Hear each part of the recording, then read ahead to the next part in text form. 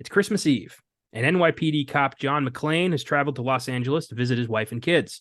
His wife Holly works for the Nakatomi Corporation, who are having their big Christmas party at the Nakatomi Plaza building. But soon the building is seized by terrorists, led by a German revolutionary with a cunning plan. John, armed with only his sidearm and his wits, becomes the hostage's only hope in the 1988 action classic Die Hard. I'm Connor Eyzaguirre. Caleb Boucher. And this is Filmgazm.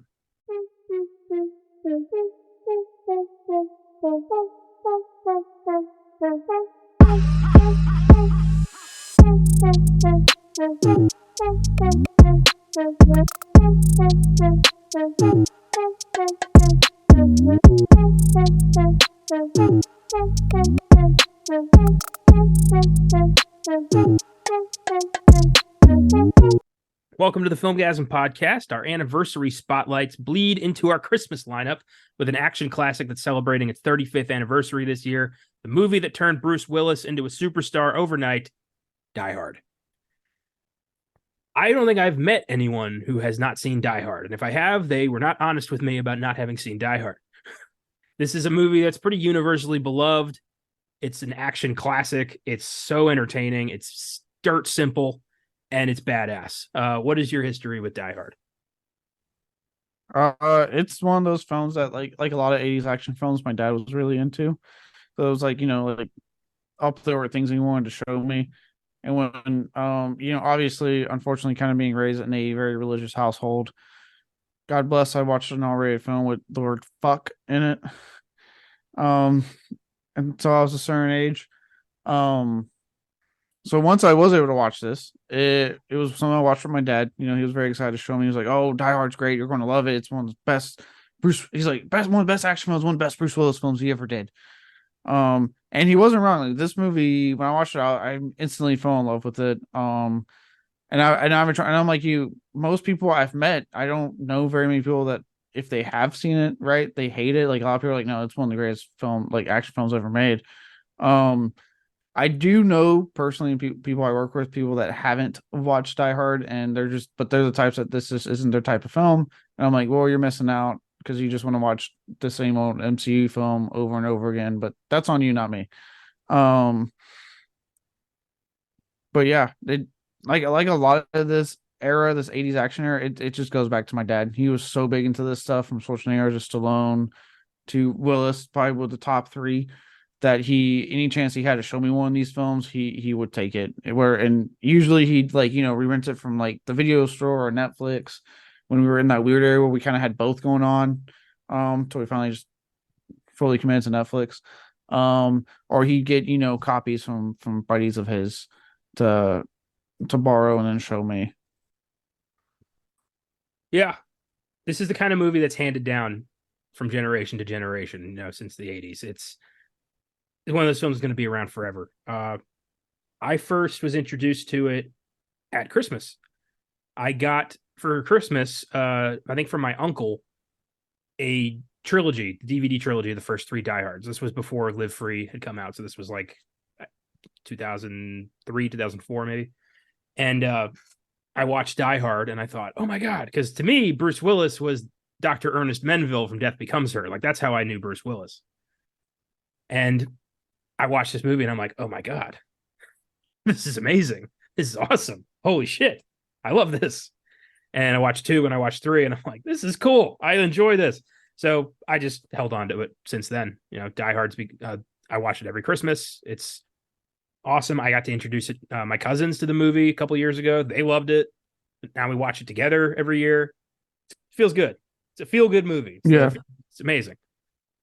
Yeah, it's funny for you. Bruce Willis was because of Death Become Her. For me, my intro to Bruce Willis was The Sixth Sense. That was my big this is who Bruce Willis is. Was The Sixth Sense. Yeah, no, I watched that shortly after, around that same time. But I had Death Becomes Her on tape when I was a kid. I had the Zemeckis lineup, growing up.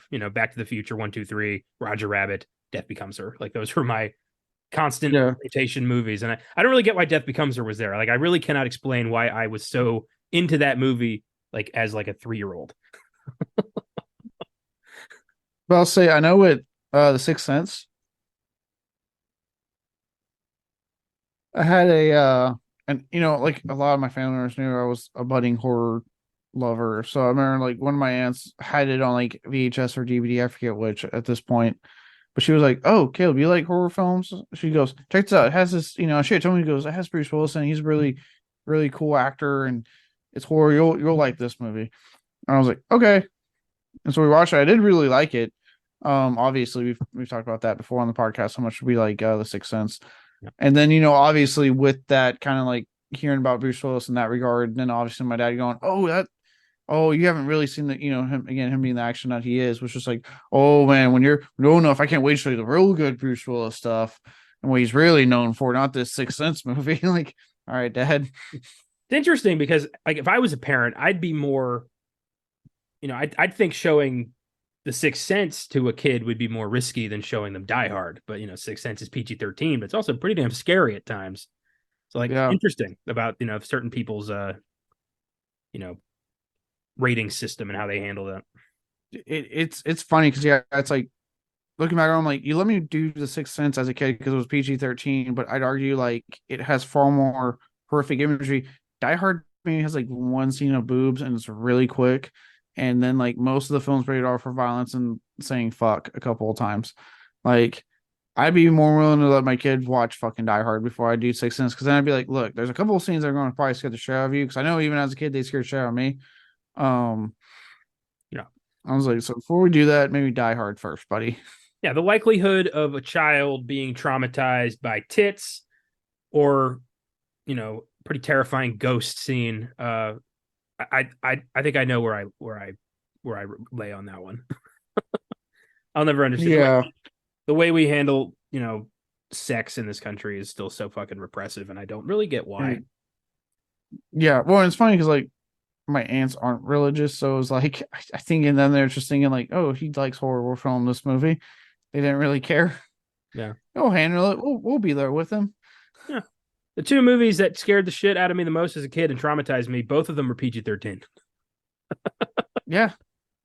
So PG-13 used to mean something. it did. PG-13 used to have balls.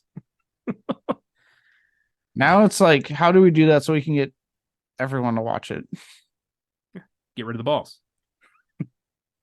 literally and figuratively. Yes. So my question to you is very simple. It's something we have talked about many times, something you particularly have been very vocal about. So let's settle this once and for all. Is Die Hard a Christmas movie? Yeah, absolutely. Anyone who says otherwise is a goddamn idiot. The only reason I get vocal is because like people like at work, they like to bug me. And over the weekend, like literally the day before I watched this movie, I'm making tacos finally because I had the meat in the fridge for a while. Um, and there's in the group chat, one of the ladies I work with was like sent that meme of like the chick on her phone going, "Die Hard's not a Christmas movie." She's like, "How would you respond, Jay?" And I'd be like, "Dump her, get rid of her." A waste to me. I'm But picturing you like as Dennis from It's Always Sunny being like, be gone from me. yeah, be gone. Of course people start getting in on. They're like, "Oh, it's not a." I'm like, "It's absolutely a Christmas movie." So like, yeah, that's why I was kind of vocal recently. And then watching it, I'm like, "How do you watch this? Do you put fucking blinders on when you watch this movie? It's a fucking Christmas movie. If you think otherwise, you're an idiot." I'm not going to apologize for that statement. You're a fucking idiot. Like, it's Christmas music. It takes place during Christmas. He is going to see his kids for Christmas. He is going to a Christmas party being held in a goddamn tower. They have numerous plays on Christmas iconography and the music throughout the entire movie. What more do you want? Do you need Santa blowing someone? What do you need? I do. I need that in my Die Hard movie. Die Hard 6 needs to be, terrorist sees the North Pole and John McClane will only help Santa for a price. um anyway, I don't understand this like very intense protection of like Christmas movies needing to be like whimsical and for children. Like horror action cannot be Christmas. Like that's stupid. If a movie takes place at Christmas time, regardless of genre, it's a Christmas movie. Black Christmas, Krampus, Die Hard, Violent Night, like all that, Iron Man 3, Batman Returns. It's all Christmas movies.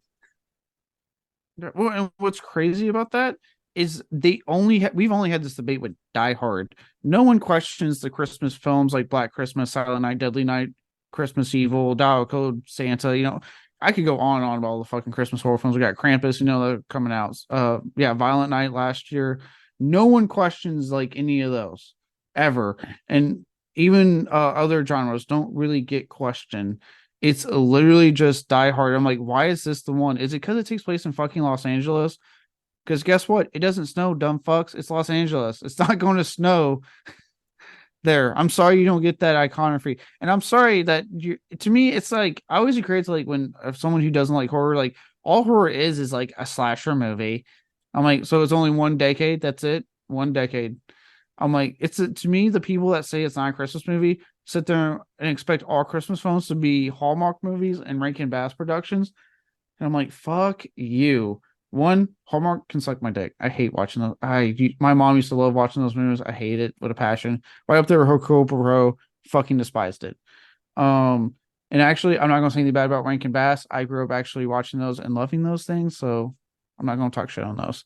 But there's more than there's more, like you said, than just those. Like it can, yeah, action, comedy, like horror can be Christmas films too. It's just an alternative take on the Christmas theme. Yeah. I don't care for gatekeepers. I don't like people who try to limit anything for other people. If you don't want to watch Die Hard at Christmas, fine. You go have a miserable Christmas alone in your sad little house with a family that hates you.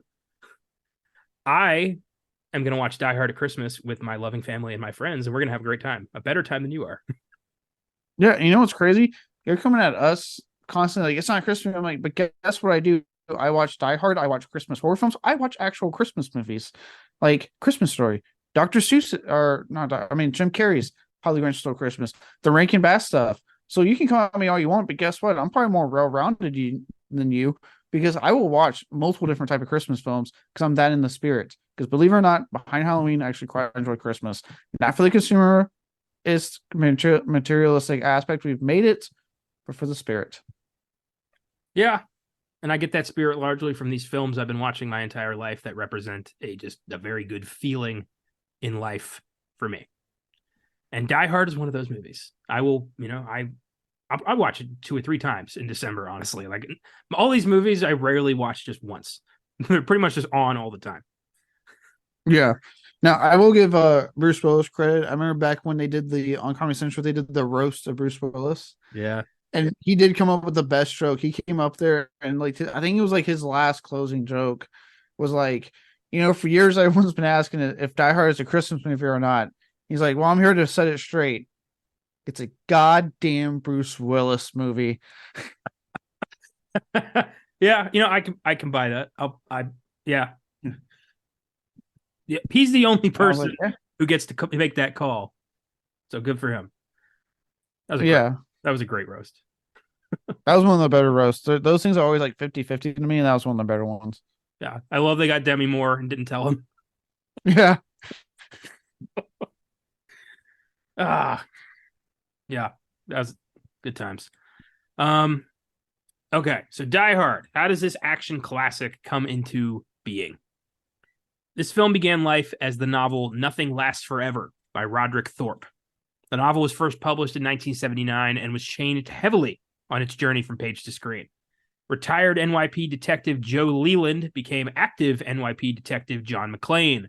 The Klaxon Oil Corporation became the Nakatomi Trading Corporation. Anton Little Tony the Red Gruber became Hans Gruber, and so on. So it's not a very good adaptation of this novel. It's very much its own thing, which begs the question, why even bother adapting the novel? I don't know. There's a lot I've noticed, like older films especially. Like I would say at least up to the 80s do that a lot. Actually, I'd say up to 90s because I know what you did last summer book is way different than the movie that came out. They do that so many times. We're like, we're going to adapt this, but we're not going to do it faithfully. It was almost like Kubrick set the stage for The Shining. They went, just keep doing that. It worked for him. And I mean, to their credit, like it has worked. Like Die Hard as a movie itself is a huge hit. Like, you know what I mean? I Know What You Did Last Summer is a huge hit in the horror community. Like it has worked. So it's like, who am I to sit there and be like, just follow the book when the evidence has shown that it has worked from time to time? Yeah, I know. I'm not. Yeah, I'm not debating the quality of the film. I just think it's weird when somebody says I'm going to adapt this novel and then make something that has fuck all to do with the novel. It's like saying I'm going to build this Ford car from scratch, but I'm going to use all of these Mazda parts to do it. And you end up Yeah. with Mazda, but you're like, no, it's the same thing. And you're like, no, you said you were making a Ford. Like it's a car. Yeah, we have the Ford at we have the Ford at home. Nice. Nice. I mean, Thank if I you. was, in 1987 thinking like, oh my God, they're going to adapt my favorite novel ever, Nothing Lasts Forever, to a movie. I can't wait to see the adventures of Joe Leland. And then I watched the movie and I'm like, that was cool, but it's not what I wanted. Yeah. Who's Sean McClane? Fuck that guy. Yeah, 2 minutes in, I'd be like, fuck. Just right there. It's like, nope. Hopefully they stay Yeah, later. yeah, it's one of those things where like I said, like it's worked time and plenty of times to diverge from the book completely.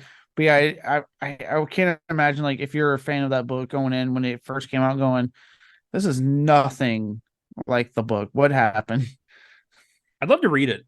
I'd love to see what exactly that was. I have never seen a copy. It's not. I don't think it's a very well known novel. The movie has outlasted the book by a lot. Dude, there's so many books in the time period that haven't lasted. Another big thing is like the novel tie-in novelizations. Mhm. A lot of those are out of print. Actually, for the 40, I think it was his 45th anniversary, they are reprinting the Halloween novelization, and I fucking ordered that shit quick. You know what I stumbled onto at Goodwill the other day? The original novel, The Stepford Wives. I didn't know that was a novel. It's a first edition, like from the early 70s. Ooh, interesting. Yeah, that was There's a company in Psychopocalypse that they have, and one of their sections is novelizations, and you can actually find like horror movie novelizations that they have still. nice. When my Yeah. local Half Price Books was closing down, I was going in there every day to, like getting stuff for 70% off. I walked out with like a cart full of movies and books. But I found on the paperback shelf, I got the novelization of Fatal Attraction, which I would like to read Nice. someday. That's such a great movie. Oh yeah, dude. The whole novelization thing is like a topic in and of itself, and what they would do to like incorporate things that they didn't put into the movie into the books. You got to kind of beef it up, and yeah, that's a whole very interesting ward of the novelization of films that they used to do. I don't think they really do it like that anymore because now it's the movies are adapting everything already, so it's like, Yeah, but they're fun to collect, especially like the older ones. Anytime I oh see yeah, one, I'm like, yeah, what? It's like usually like $2 or $3 at some discount store. I'll be like, yeah, why not? yeah, dude. Novelizations and the paperbacks from Hell series are fun to collect.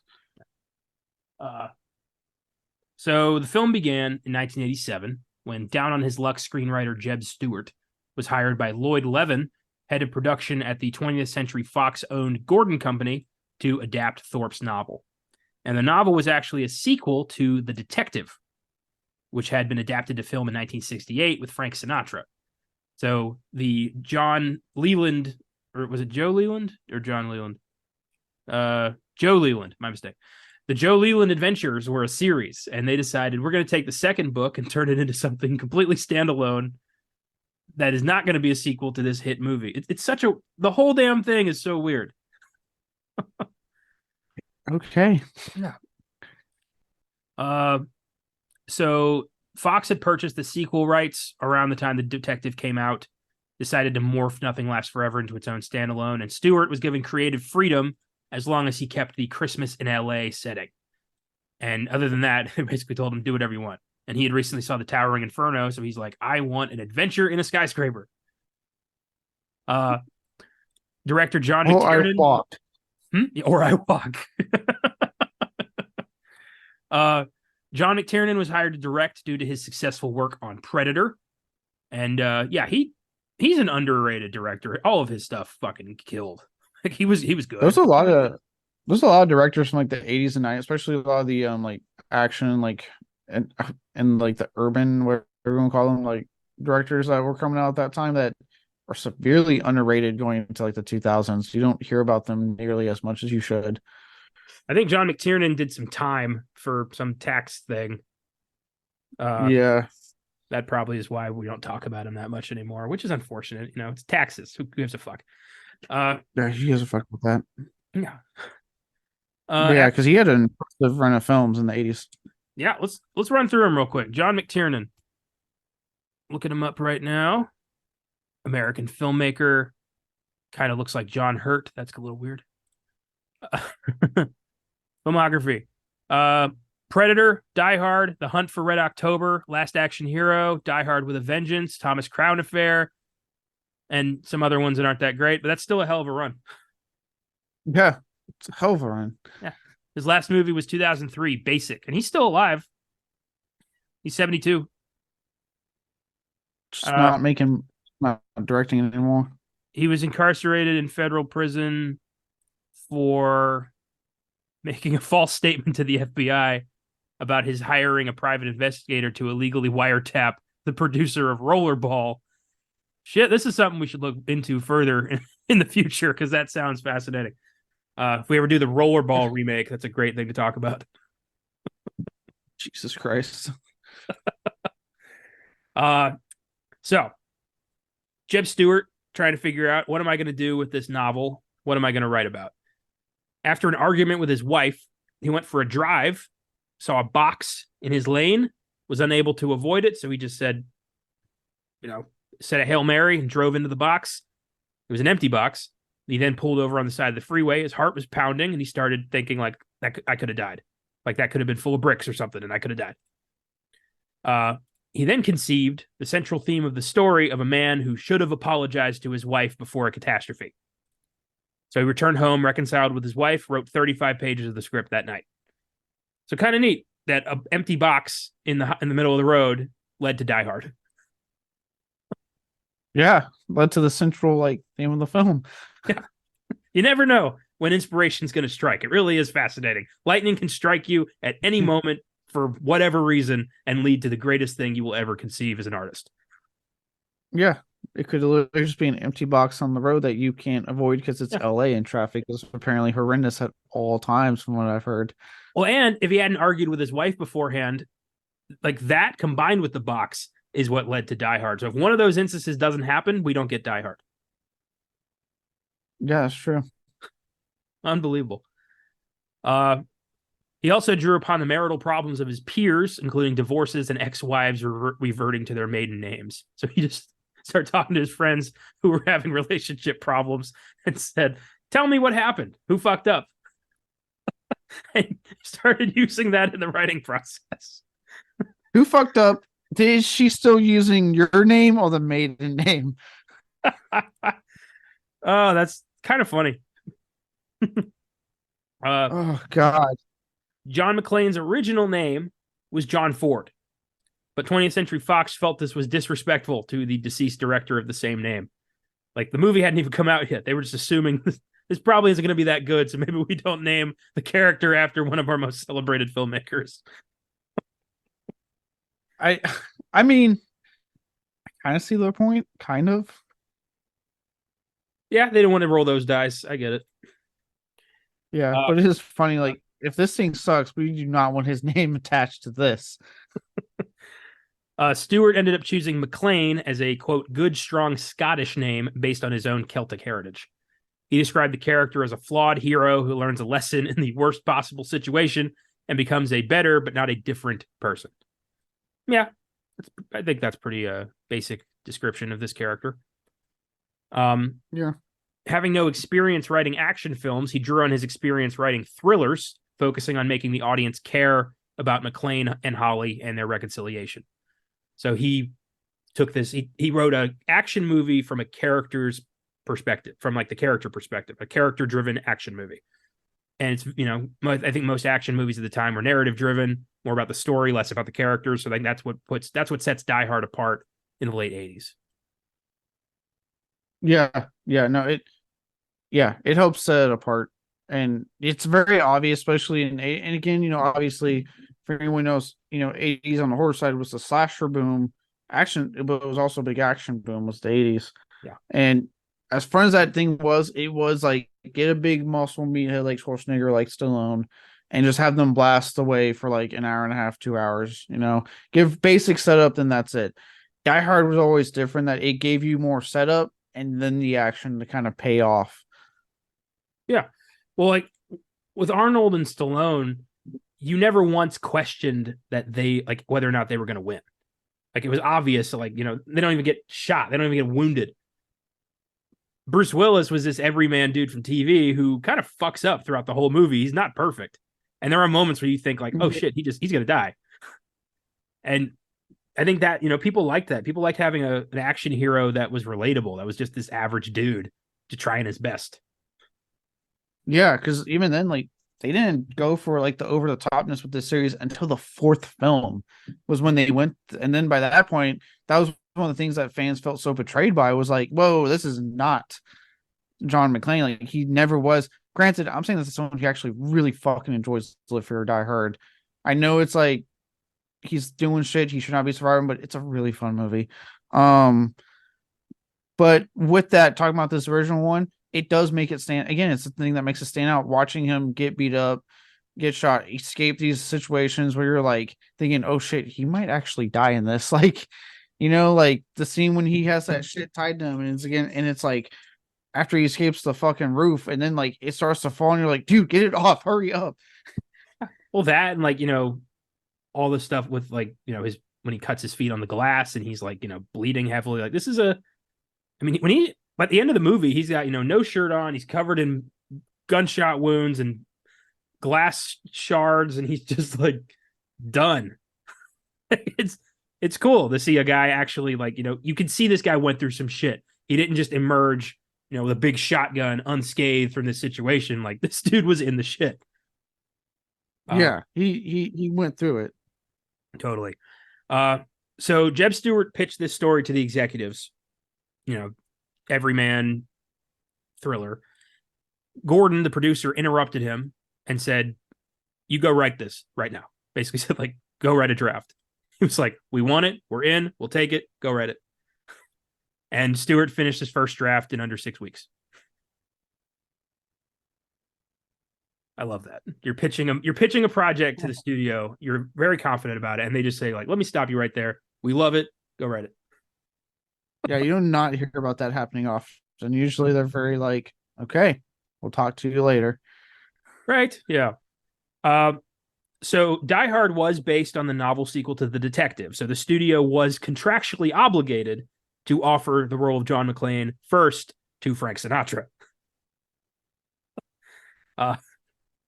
Frank was 70 at the time.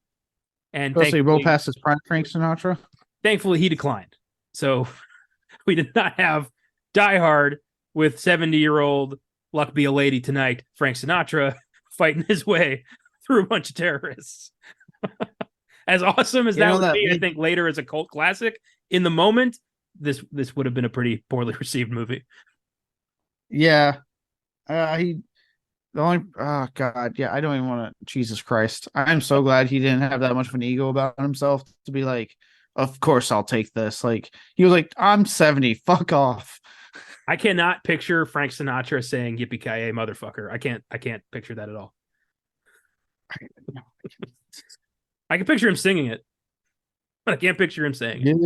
Yippee-ki-yay. You imagine Die Hard with like a couple musical numbers because it's Frank. Oh God, no, I don't want to. Nakatomi tonight. Oh my God. So Frank said no, thank God. So now they had to find John McClane. So naturally, they went to the A-list of the time pool. The role was offered, by the way, not considered. All of these guys were offered the role and they said no. Sylvester Stallone, Richard Gere, Clint Eastwood, Harrison Ford, Burt Reynolds, Nick Nolte, Mel Gibson, Don Johnson, Richard Dean Anderson, Paul Newman, James Caan, and Al Pacino. Dear God. All They of them went through said no. everyone back then. The only one I could actually see outside of Bruce Willis doing this is Harrison Ford, because I think and that's just based off his 90s action one films. I think he would have been able to actually pull this off, but I still don't want that. I can see an 80s Mel Gibson or Nick Nolte doing this. Yeah, I can see one of those two pulling it off back in the day. Yeah. I like Stallone, but I don't need Stallone being like, yippee-ki-yay, like, or whatever the fuck comes out of his mouth. I'm just an everyman detective from New York. Why aren't you using my name? I'm surprised they didn't ask Schwarzenegger. Like, fuck it, let's ask Austrian. Born and Get raised in Manhattan. I'm from New York. Can't you tell? Get to the chopper. Oh, God. Does it sound like I'm ordering a pizza? Can you imagine him saying yippee-ki-yay, motherfucker? I would. Well, we got half of it in Expendables 2. Oh yeah, that's right. Actually, they did offer it to Arnold Schwarzenegger. When everyone said no, they're like, Arnold, do you want it? He, at the time, really wanted to do comedy, and he turned it down for Twins. I mean, Twins was a hit, so I guess that worked out for him. It did, but like, if he hadn't been itching to try comedy, this very well could have been Arnold Schwarzenegger as John McClane. Oh, I love these alternate reality films where, like, if Bruce Willis was busy, one of these guys would have taken it, and Die Hard would be a completely different movie. Right? I'm just thinking like the sequels, especially like Die Hard with a Vengeance, where he's like supposed to be washed up in New York and Schwarzenegger. So since all these guys said no, they went to TV, started courting this guy named Bruce Willis, who was known mainly for his comedic role in the romantic comedy TV series Moonlighting, starring opposite Sybil Shepherd. He declined the role because he had contractual obligations to Moonlighting. But then Sybil Shepherd got pregnant, and the show's production stopped for 11 weeks. And that gave Bruce Willis enough time to take the role. Another thing that if that hadn't happened, Die Hard's a different movie. If Sybil Shepherd hadn't gotten knocked up, Moonlighting's production schedule doesn't change. Bruce Willis can't take the role. Jesus Christ. The universe wanted this movie to happen, and it wanted it to happen in this way. Yeah. And to help make Bruce Willis a bona fide fucking movie star. Yeah, Bruce Willis, if he never gets off Moonlighting, there's a chance like that's where his career dies. Like he's only the guy for Moonlighting. Yeah, or like just a TV actor at best. Which, I mean, granted, yes, I know we're in a golden age of TV, so I know that doesn't have the same stigma it used to have, but still. Yeah, back in the day, like you as a TV actor, you did everything you could to escape TV and get into Hollywood. And you had a very limited window to do that. If you ended up on like 2 or 3 different series, like you were a TV actor and that's where you stayed. These days, it's pretty interchangeable, but back then, no. TV is where usually for Hollywood actors, TV is where your career went to die. But thankfully, I like this age where it's kind of interchangeable and we get like big name Oscar winners on, HBO series and shit like that. Well, it helps. It honestly just helps make the TV that much better because now TV is getting movie budgets and it's just making it, to me, that much more entertaining because we're just living in a world where, like, with ticket prices going up the way they are and people getting kind of fed up with other assholes at the theaters and things like that, like, more people are turning to just being home and watching movies and shows where they can be comfortable and not deal with people, and it's cheaper. Yeah, I agree.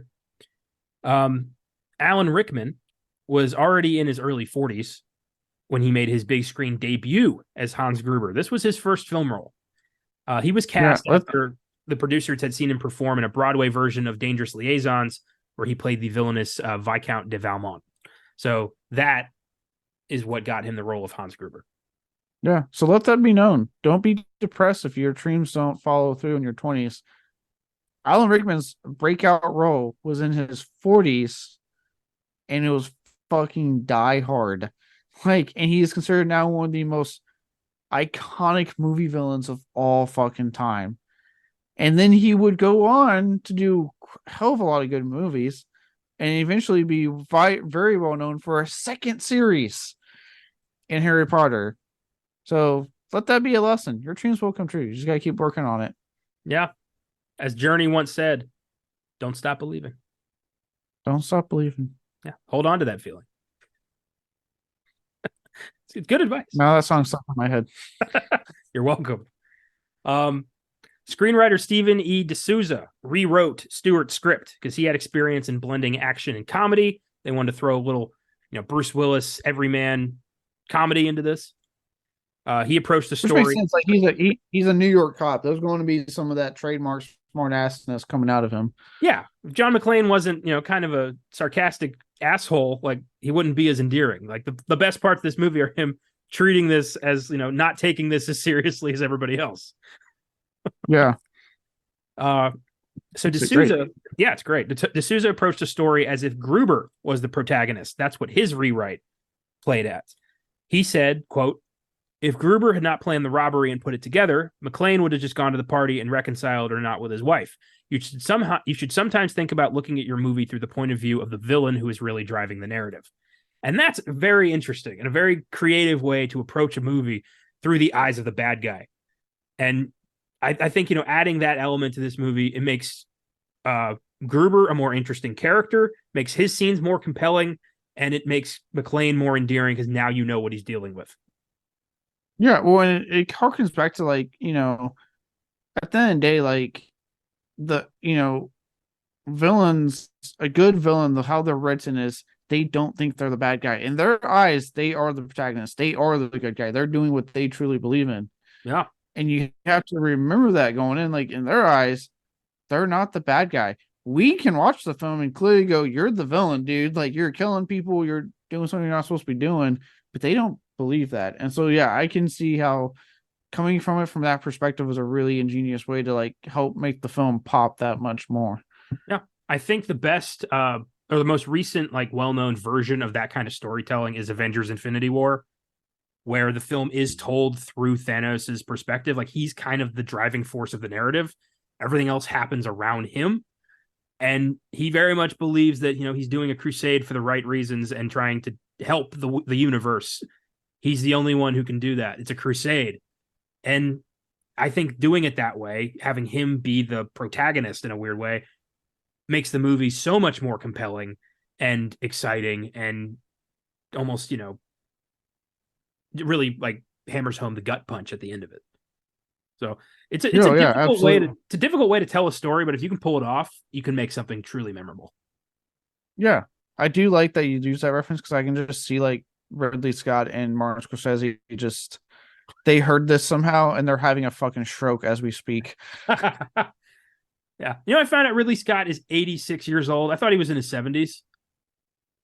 No, he's 80s. Yeah. Fucking hell. Hang it up. Stop it. Yeah. Well, now he's attached as a producer to that Alien film coming out next year from Fede Alvarez and the Alien show coming out in 2025 from Noah Hawley. So the guy doesn't need to make Gladiator 2. He has Alien products that he's producing. He'll be fine. Yeah, he created Alien, so his name gets slapped on the executive producer on every Alien property. Probably he can just sit back and enjoy the cash. He doesn't need to do anything about it. Yeah, ride those coattails, Ridley. Ride him to retirement. It's time. Stop being so angry in your interviews, Ridley. So McClane's character was not fully realized until almost halfway through production. They were still trying to nail down this guy. McTiernan and Willis had determined that McClane is a man who does not like himself much, but is doing the best he can in a bad situation. It's a lot of self-loathing in John McClane. He feels like he is single-handedly responsible for destroying his marriage. He's got a lot of guilt towards that. I think this movie, he's largely, he wants to save everybody, but he's doing this to save his wife. Yeah. Which I mean, I think we can all, especially nowadays, relate to the self-loathing thing. I think that's a pretty hot thing to do nowadays. It seems amongst the generations. Our generation is just nothing but self-loathing, depression, and just an overall hatred of the vibe. we Yeah, I get. It's to the point that like I don't know if you know this, but we've hit that age as millennials that Gen Z is making jokes about us, and it's funny watching some millennials like get real butthurt about it. And I'm just like, yeah, they're right. It's true. The Harry Potter Sorting Hat, which house you're in, I think it's stupid too. Gen Z, keep calling it out. I approve. you can't laugh at yourself, you might as well put a bullet in your mouth. That's my policy. Yeah, you're right. I do self-loathe myself, Gen Z. Give me that. Give me that sweet joke because I'll laugh at it. What doesn't kill us just makes us sadder. Yeah. You're our only hope too, Gen Z. I want you to know that based off the midterms, you're all we have left in this world. Do the right thing. Do the right thing. I'm begging you. We can't do this again. This is our last chance to get rid of this fuck for good. Anyway. So McClane's catchphrase, yippee-ki-yay motherfucker, was inspired by old cowboy lingo, including cowboy actor Roy Rogers' own yippee-ki-yay kids, which just sounds so fucking fake. I've grown up with yippee-ki-yay motherfucker. Everything else sounds ridiculous. Yeah, especially the tagline to A Good Day to Die Hard, yippee-ki-yay mother Russia.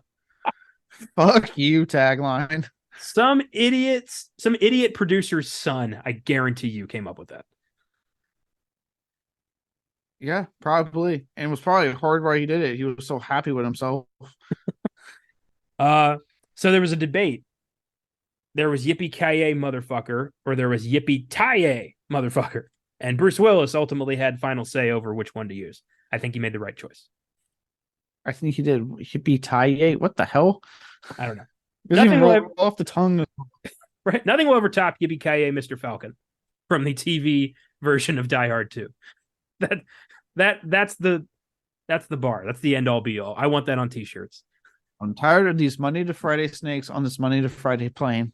That's my personal favorite. This is what happens when you find a stranger in the Alps. I'll love that forever. All right. So Die Hard was a huge success. Grossed 141 million on a budget of only 28 million. One of the highest grossing films in 1988. Isn't that insane? Just think about your statement right there. Right. 1988, one of the highest grossing films. Here, we're going to go through those. 2023 would be a flop. And we have films that are making below $1 billion flopping, Disney. Die Hard was the 7th highest grossing film worldwide of 1988. God. Yeah. Here's the top 10. It's wild. Number 10, Beetlejuice. Number 9, Cocktail. Number 8, The Naked Gun from the Files of Police Squad. Number 7, Die Hard. Number 6, Crocodile Dundee 2. Number 5, Twins. So Arnold had the last laugh. Number 4, Big. Number 3, Coming to America. Number 2, Rain Man. And number 1, Who Framed Roger Rabbit. You know what I like about that? Variety. Yeah. Try to find that in any like one from like probably the past decade, I'd say. To be past decade at least. Dude, number 19 was Nightmare on Elm Street 4. Like, people went and saw shit in the 80s. They didn't just go see one type of film. They saw all films as long as it looked good to them. It's amazing. Quality reflected box office in the 80s, and I like that. Yeah, God, I missed that. Now it's like, what's the top 10 highest grossing films of the year? At least 5 MCU films. Not this year. Some other, not this year, no. This year, it's luckily Barbie and the big winner of the year was Existential Dread. Yeah, this is true.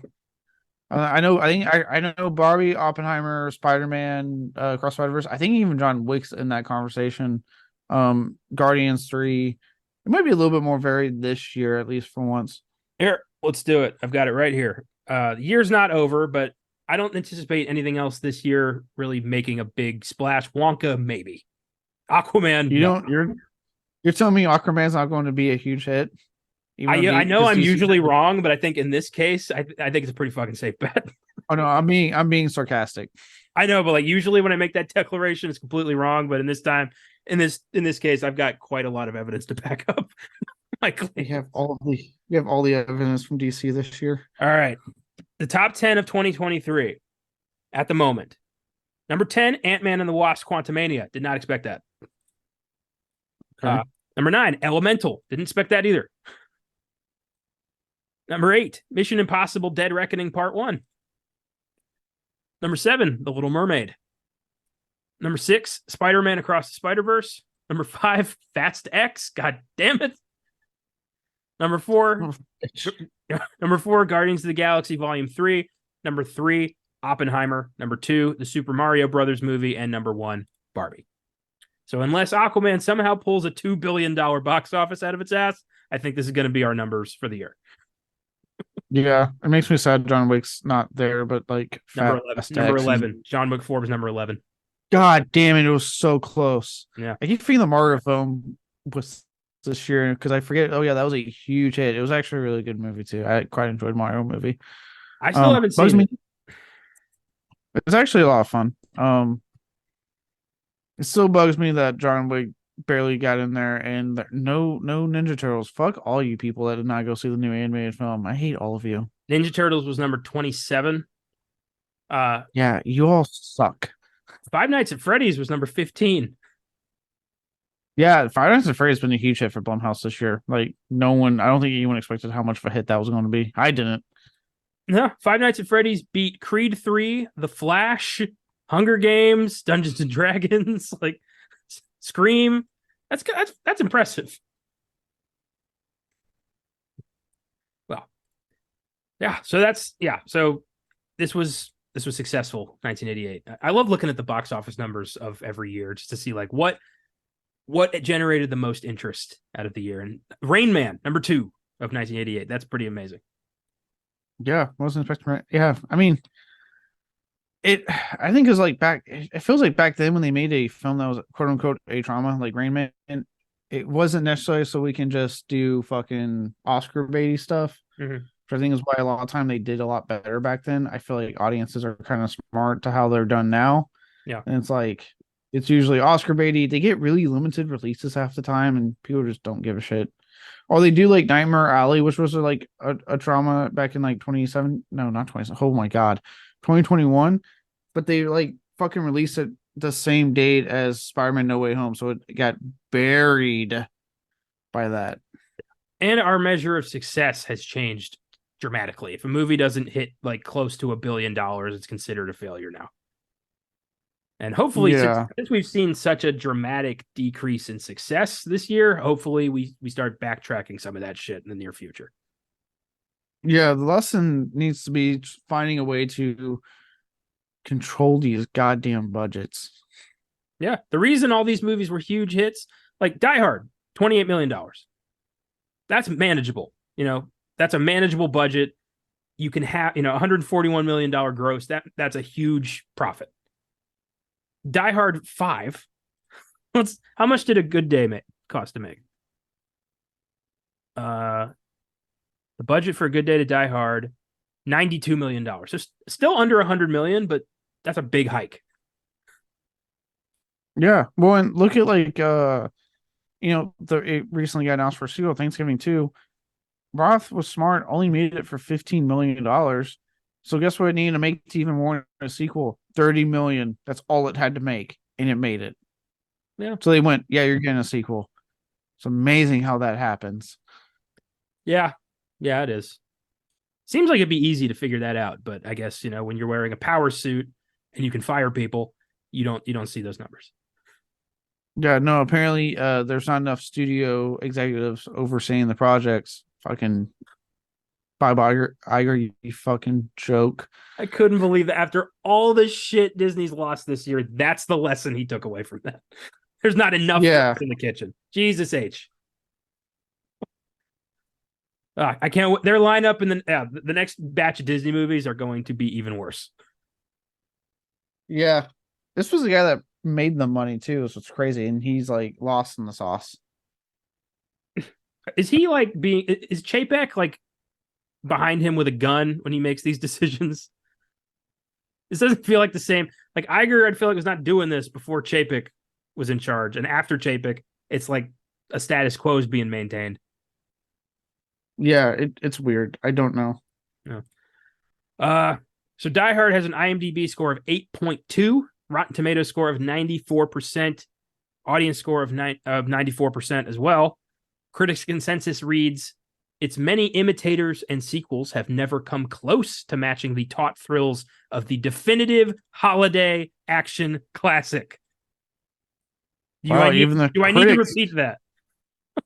even the critics holiday action. Wow. Dude, you know what's funny though? It's the same thing with like horror films, like Jordan Peele, right? When I think it was when Nope or whatever was coming out, Mhm. and he put on Twitter, Get Out and Us are horror films. And I'm like, well, that's all you need. It's literally the writer or director. For those who want to keep having that argument, people still want that argument though. They're like, yeah, well, I'm like the guy, like, because people come out, like at work will do that. They're like, damn, a good horror film. I'm like, Get Out, Us. They're like, those aren't really. I'm like, the guy who wrote and directed the movies called them horror films. I'm not taking your opinion. I'm like, the creator is calling it this, so fuck off. All you gotta do is watch those three movies, and it's very obvious what genre this is. Like, It's people just absolutely want to be right, and then they don't want to admit they like something in a genre that they usually don't like. I'm so glad everyone on the team watches movies like normal, rational human beings. Yeah, I'm starting to slowly realize. I'm pretty sure this is why I'm fucking like single. I just can't stand this shit. I just start seeing red as soon as like this stupidity comes up. I can see, yeah, you could be like 2 years into a relationship and like she says something like, Jaws isn't actually a horror movie. And you like, when she, like the next day, all of her stuff's on the porch and you just are like ghosting her completely. Yeah. And she's like, what happened? You're like, you know what happened. And that's all you say. You know what you did. I thought one person really broke my heart, but you take the cake. My favorite thing about Jordan Peele's three films thus far is that if you combine the titles, you get a very rude guest. Get Out? Yeah. Us? Nope. I remember the title for his next film is going to be. I don't know, but he's, as far as I'm concerned, he's 2 for 3. I didn't care for Us, but I loved Get Out and Nope. So he's 3 for 3 for me. I liked all three. Good for you. Good for you. Even though I didn't like it, I still think Us was a horror movie. You should really look, because I didn't like it. It's not a horror. It didn't scare me. I had a family member once tell me that if a horror movie doesn't scare them, it's not a horror movie. And I almost had an aneurysm. I got so angry. I was like, something's gonna burst. I gotta calm down. Please tell me it wasn't one of your cousins. No, it wasn't. It was one of the. It was some. I'll tell you who it was afterwards, and it's gonna blow your mind. God damn it! But yeah, I was like, "What? Are you out of your mind?" Anyway, Die Hard was it propelled both Bruce Willis and Alan Rickman to new levels of success. It was nominated for 4 Oscars at the 61st Academy Awards: Best Sound, Best Film Editing, Best Sound Editing, and Best Visual Effects. All of which I think were taken by Roger Rabbit. Yeah, it kind of makes sense. Yeah. It spawned 4 sequels: 1990's Die Hard 2, 1995's Die Hard with a Vengeance, 2007's Live Free or Die Hard, and 2013's A Good Day to Die Hard. There it is. Still considered one of the greatest action movies ever made, bar none. Yeah. Easily one of the best action films ever come out of the 80s action craze. Absolutely like top tier. Oh yeah. With that, let's talk about this movie more in depth. We've got some scenes to talk about, some performances, some music, and dialogue. Where do you want to start? I say let's go big, and let's start with these performances and talk about the two biggest dicks in the room, Bruce Willis and Alan Rickman. Yeah, Yeah, no one's taking it away from them. I went Rickman personally. He's so fucking charismatic and just like smarmy. It works. I love it. I don't exactly buy the German accent, but I don't care. He's doing great. What I do love is that on this rewatch of it, when I was, the part where he tries to sound like American, when I actually kind of caught, I was like, he actually is doing really bad in this scene. You can still hear his accent. And I was like, I wonder if that was like a purposeful thing. Like he's thinking he's that good to get past him with this shitty fucking accent. Yeah. Yeah, I love that. One of the Letterboxd reviews I read was that like that bit is so disorienting. And it's kind of true. It's like Alan Rickman is playing a German pretending to be an American, but everyone still sounds British. Because he's, it's his first movie. It's, he's working that out. He's still figuring it out. Still getting it. Yeah. No, dude, Alan Rickman is so good in this. Like because I mean, obviously, with my age, I knew him as Severus Snape. Obviously, like many people around our age group who probably hadn't seen Die Hard yet. But the way that dude talks, like how he just like how he enunciates his words and stuff, like it's all here in this movie. And he plays such a great villain that's like on one hand very calculating and just one step ahead of everyone, but is also just ruthless and will do whatever it takes to get his goal. Like I love that he doesn't do this whole like, oh, I might not kill you, I might kill you, might not kill you, I might kill you. It's, hey, if you don't do this, I'm going to kill you. And then he follows through with it. He kills them. Yeah. I love it when he's explaining it to everybody and he's like, Mr. Takagi was not cooperative, so he will not be joining us for the rest of his life. Like, that's just, yeah. Apparently Rickman made that up on the fly. That was an improvised line. Oh, hell yeah. It's a good line. Yeah. My intro to Rickman, apart from Harry Potter, was one of them was Galaxy Quest, and another was Robin Hood, Prince of Thieves. Or another movie where he plays a really smarmy, psychotic bad guy. Good movie, terrible Robin Hood. Honestly, you put anybody else in the Robin Hood role, and that movie is fantastic. Yeah, that's what I've heard from a lot of people. Yeah. I don't know who the hell, when they were pitching this new Robin Hood movie, threw out Kevin Costner, but they can go rot in hell.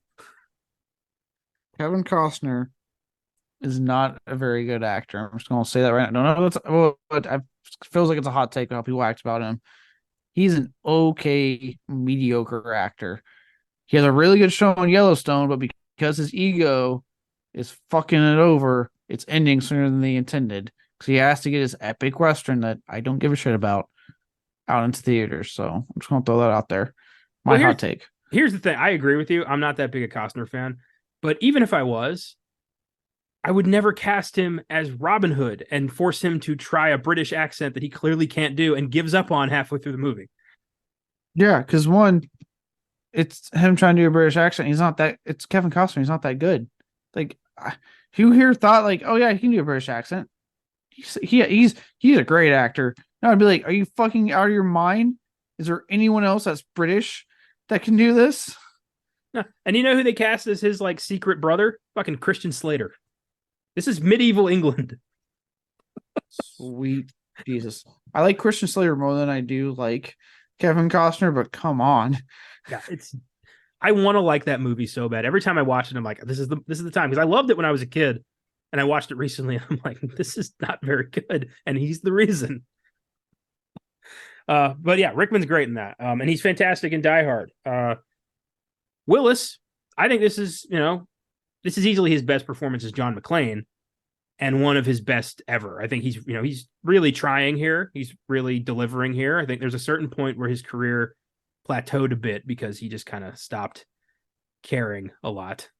Yeah, let's talk about that, because as a lot of people probably know, Willis is no longer acting due to essentially being diagnosed with dementia. Yeah. And obviously it explained a lot of his later roles before his retirement. There was confirmation that a lot of his last couple of roles he had earpiece in. It was being fed the lines because he literally wasn't able to remember them because of that. That I understand. that does not excuse years Yeah. when he could remember his lines and he didn't give a shit. So I am absolutely, it's fucking tragic to see one of the biggest icons of cinema kind of go down the way he is. And it's definitely forgivable in his last couple of films, so I will say that it is not a fucking blanket wipe it all away like, oh, now we can forgive all his bad roles. No, there was a point he just didn't give a shit. Yeah, the whole 10 yards, GI Joe Retaliation, Glass, Cop Out. Like, there's a lot. And this is Yeah, I'm yeah, especially because then you watch other things like even like Death Wish, he has a little bit more life in him in that movie. Like Eli Roth was able to get something out of him. Mm-hmm. And based off I've listened to a lot of Eli Roth interviews. Didn't sound like he was fighting dementia at that point in his career. So it's like he had it in him, so he just actively chose not to give a shit for a long time. Yeah, I mean, look at Looper. I think he's fantastic in Looper. Like his work with Joseph Gordon-Levitt, like they did a great chemistry. It's a really cool movie. So there was an actor still in there. He just didn't really like going to work.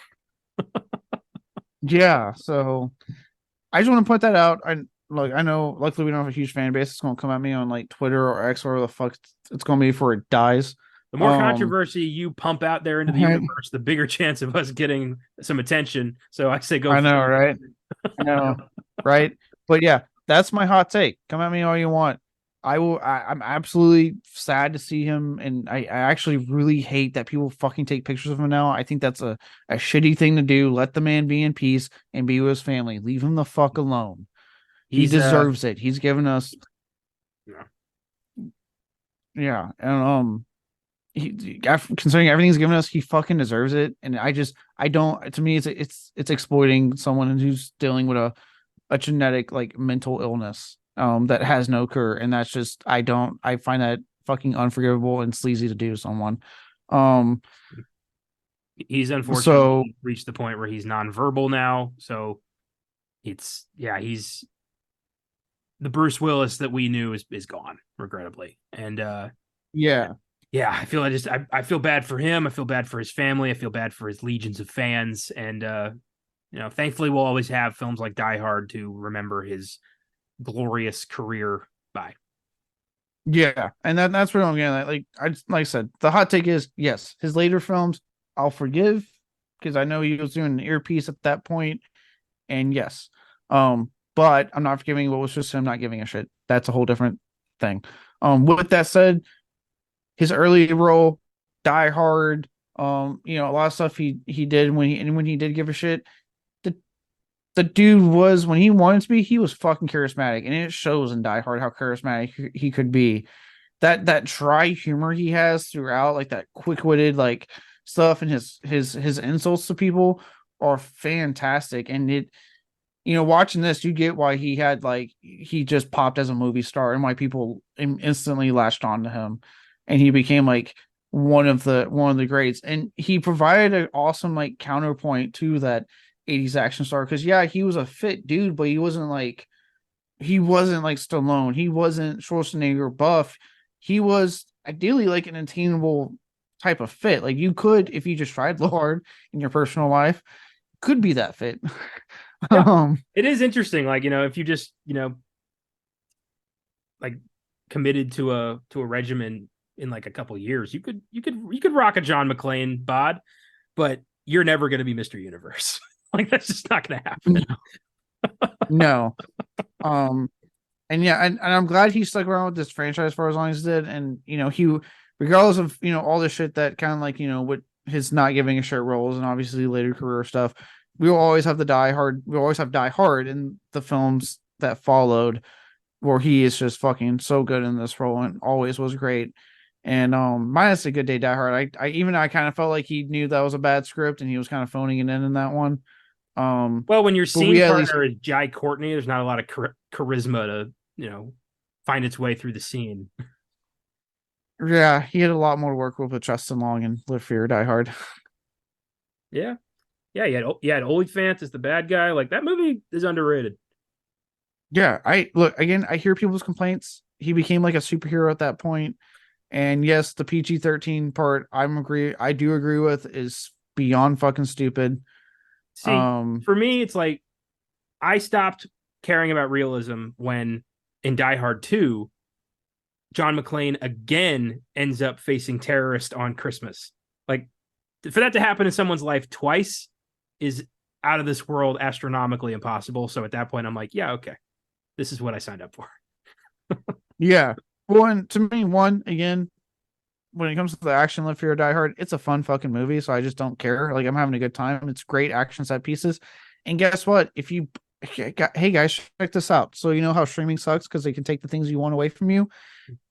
Here's another endorsement for physical media. If you buy this shit on disc, they give you the R-rated cut of Live Fear or Die Hard. I don't know if you guys know this. They filmed it rated R. The studio locked Len Reisman out of the editing room and edited it down to a PG-13. So all the fucks that were already in the movie were just erased out. Violence was taken out and re-edited to be released as PG-13. But when they released it on home video, they put it all back in.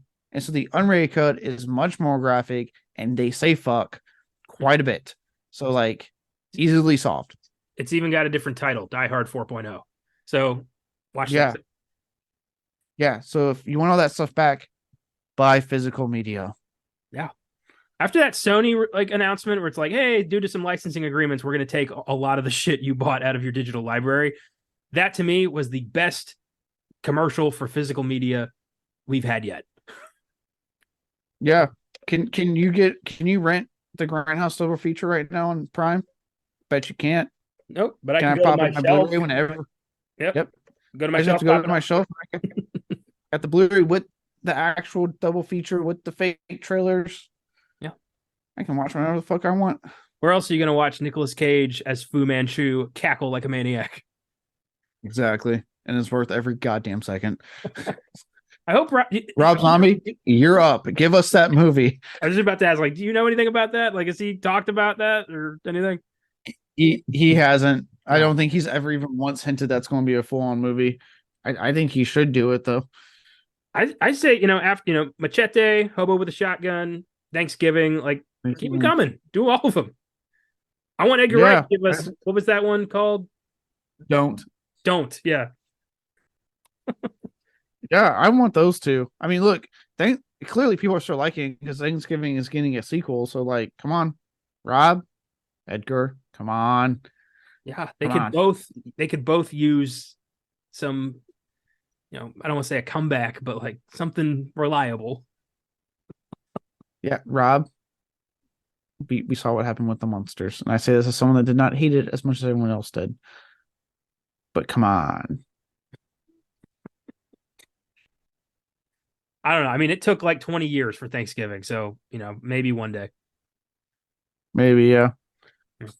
So as for the rest of the cast, I love Reginald Vell Johnson as Al Powell. Just this, yeah. I was gonna say underappreciated. I think he does not get talked about enough in this film. Yeah, he is great, and this was before Family Matters, I believe, right? Yes. Yeah. Yes. Yes. Yeah.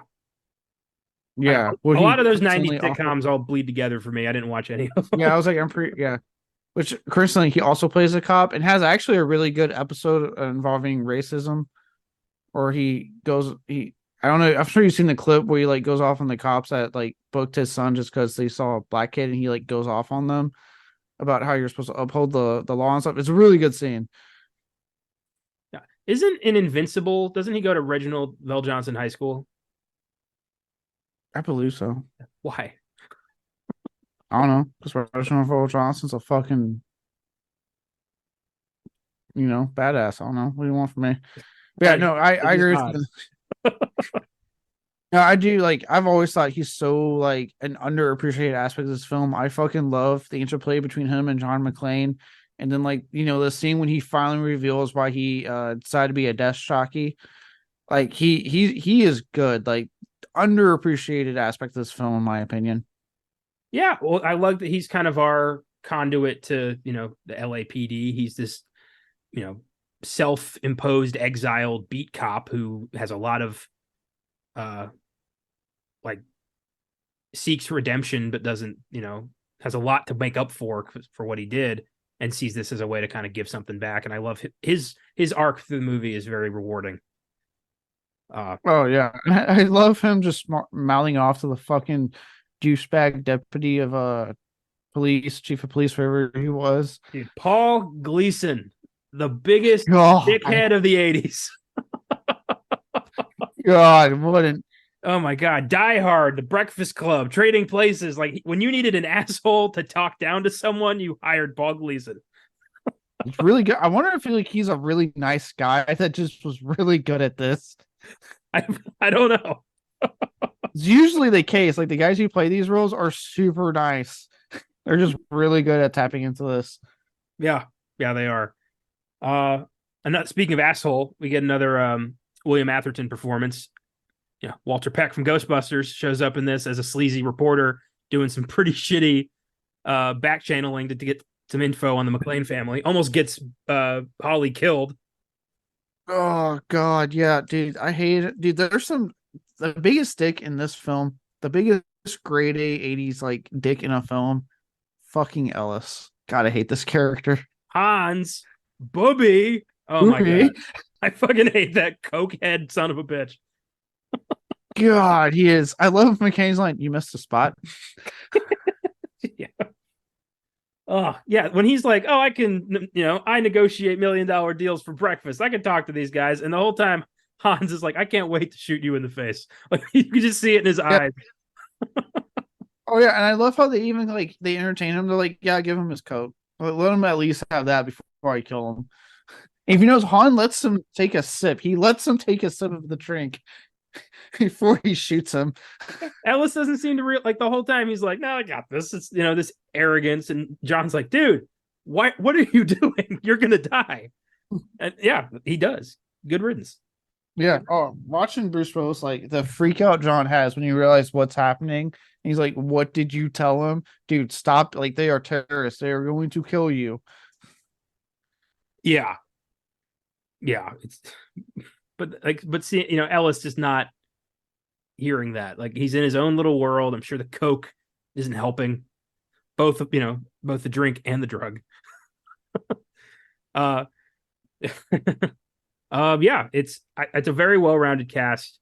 There are, some obviously are upstaging some others, but everyone works. Everyone's well cast. I don't think there's really a weak link here. Yeah, even minor characters like that news reporter are that like they keep cutting to in the newsroom and he keeps fucking things up and they just look so exasperated with them. Nothing really comes of that plot line. It's just in the movie randomly. Yeah. You mean like Sweden or was it Sweden like Finland or some shit like that? I love Argyle. Gotta talk about Argyle. The greatest limo driver ever. Oh God, what a dude. What a bro. Yeah, right? Let me see. Devereaux White. Yeah. Just from the get-go, he's like, I've never driven a limo and you've never ridden in one. So right there, all professionalism goes right out the window. And he's like, so what? You divorced? Like, what? You sleeping around? Like, just really, really probing John, and is not reading the room well when John's like, clearly doesn't want to talk about this. Yeah. Or at least like John eventually kind of turns around and like likes him. Like, he even tells him like, hey, you know what? Because he had offered the hotel. He's like, you know what? That's a pretty like cool thing of you to do. I'll call you, let you know what to do, man. And then like, you gotta respect that Argyle stays in like the tower the whole time, oblivious to what is happening. Well, he does get a win at the end when he like takes down the fake ambulance. The terrorist who's like running the front desk for years, I thought that was Huey Lewis. Oh my God. Is not. The guy looks identical to Huey Lewis, but it's not Huey Lewis. You know what I forget? Robert Davi, he wants a blowjob, apparently, is in this movie. I always forget that. Yeah, and as Special Agent Big Johnson. Yeah, I always forget about that joke. Johnson? No, the other Johnson. Special Agent Johnson. This is Special Agent Johnson. No relation. Yeah. I don't know. It's so weird that they're in the movie and like the most incompetent FBI agents in movie history. It's so weird. Yeah, dude, how excited they are, just like running through the book, so thinking like, oh, we got them on this one. And then like his random comment, it's like going through the jungles of Saigon. I'm like, the fuck are you talking about, dude? It's like they're in a different movie and they wandered into Die Hard.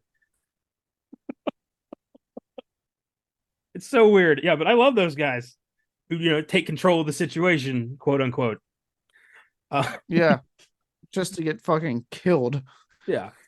Uh, let's talk music. It's a good blend of Christmas music and a impressive score by Michael Kamen. I'd like to start with Christmas in Hollis, classic Run DMC Christmas song. Kind of introduce us to Christmas in an 80s action movie. Perfect song to do that. So is that the one that he plays on the radio? Because I was wanting to talk about that. Yeah. I was like, I remember watching it because I was like, you know what? I was keeping a mental count to be like, you know what? Let me see how much Christmas shit's mentioned this supposedly non-Christmas movie. And the moment that song played, I was like, interesting. We're only 5 minutes in, and we got a Christmas rap song. Got it. I want to like book you on like a presidential town hall debate with like somebody who does not think this is a Christmas movie, just so you like can do something with all of this random prep you've already done for this non-existent debate. I know. Dude, I would my new thing is like if anyone says something like we're going to sit down and watch a movie together, you and me, let's watch it, big guy. And as the movie plays, I'm going to sit there. You see that Christmas thing? What about that Christmas thing? Oh, look at that Christmas thing. What about that Christmas thing? You want to keep this up? I can go for the whole 2 hours. Every time Christmas thing happens in Die Hard, you need to like ring like some jingle bells, like at the guy. I'm going to have an obnoxiously big whiteboard. And I'm just making marks every time.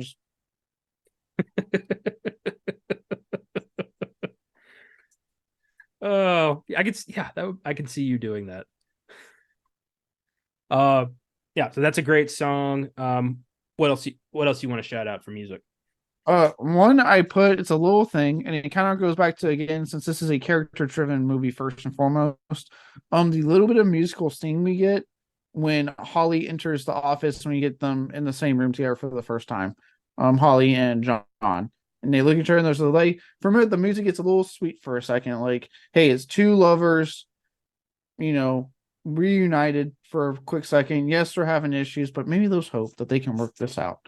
You can still see how he's looking at her. This is a man that so very much loves her. Can't admit he may have been a cause for the fuck up there.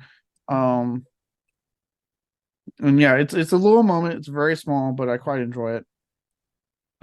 Yeah, I like the little subtle moments that just kind of reinforce what you're supposed to be feeling in certain scenes. One of my favorite moments is the use of Beethoven's Ode to Joy when they finally crack open the safe. Yes. I love Interesting. that. Yeah, it feels another like Christmassy song. Yeah, it almost feels like something out of like an Ocean's 11 movie. Like this isn't like, oh, the bad guys won. It's like, hey, they did it, and you're just like, you're kind of like, hey, they did it. You're feeling like happy for them in a weird way. Yeah, you're like they went through a lot to get here. I'm happy for them. And then what does he say in this supposedly non-Christmas film? Merry Christmas to celebrate. Interesting, isn't it? Oh man, yeah. Yeah, that's great. I love that. In terms of score, the only scene I really have written down for the score is, of course, like the scene where Hans falls off the tower. I love that music. Yeah. Yeah, I didn't look besides I had the two moments you mentioned with the vault getting open and then like the Run DMC song that plays. Yeah. But other than that, another one I like is actually I like the music when things were happening, as in like when the cops are getting ready to like raid the building and like the music's kind of like starting to charge up and you're like, okay, here we go. If you look at the runtime, you're like, something's going to fuck up because there's still a lot more movie left. But usually things like that. Besides that, even I can admit this isn't exactly the most memorable score. Die Hard has not been exactly known for a memorable score. Any action film known to man is not exactly known for that. Yeah. Well, like the song, the Beethoven bit, the Ode to Joy, that's kind of become the unofficial theme song of Die Hard. Like it's in like a lot of trailers Yeah. for the sequels. It's whenever they do like a trailer for a screening, that's the song they use. Parodies, it's fucking Beethoven. Like it's I get it. It's a good song to tie to this, but Yeah.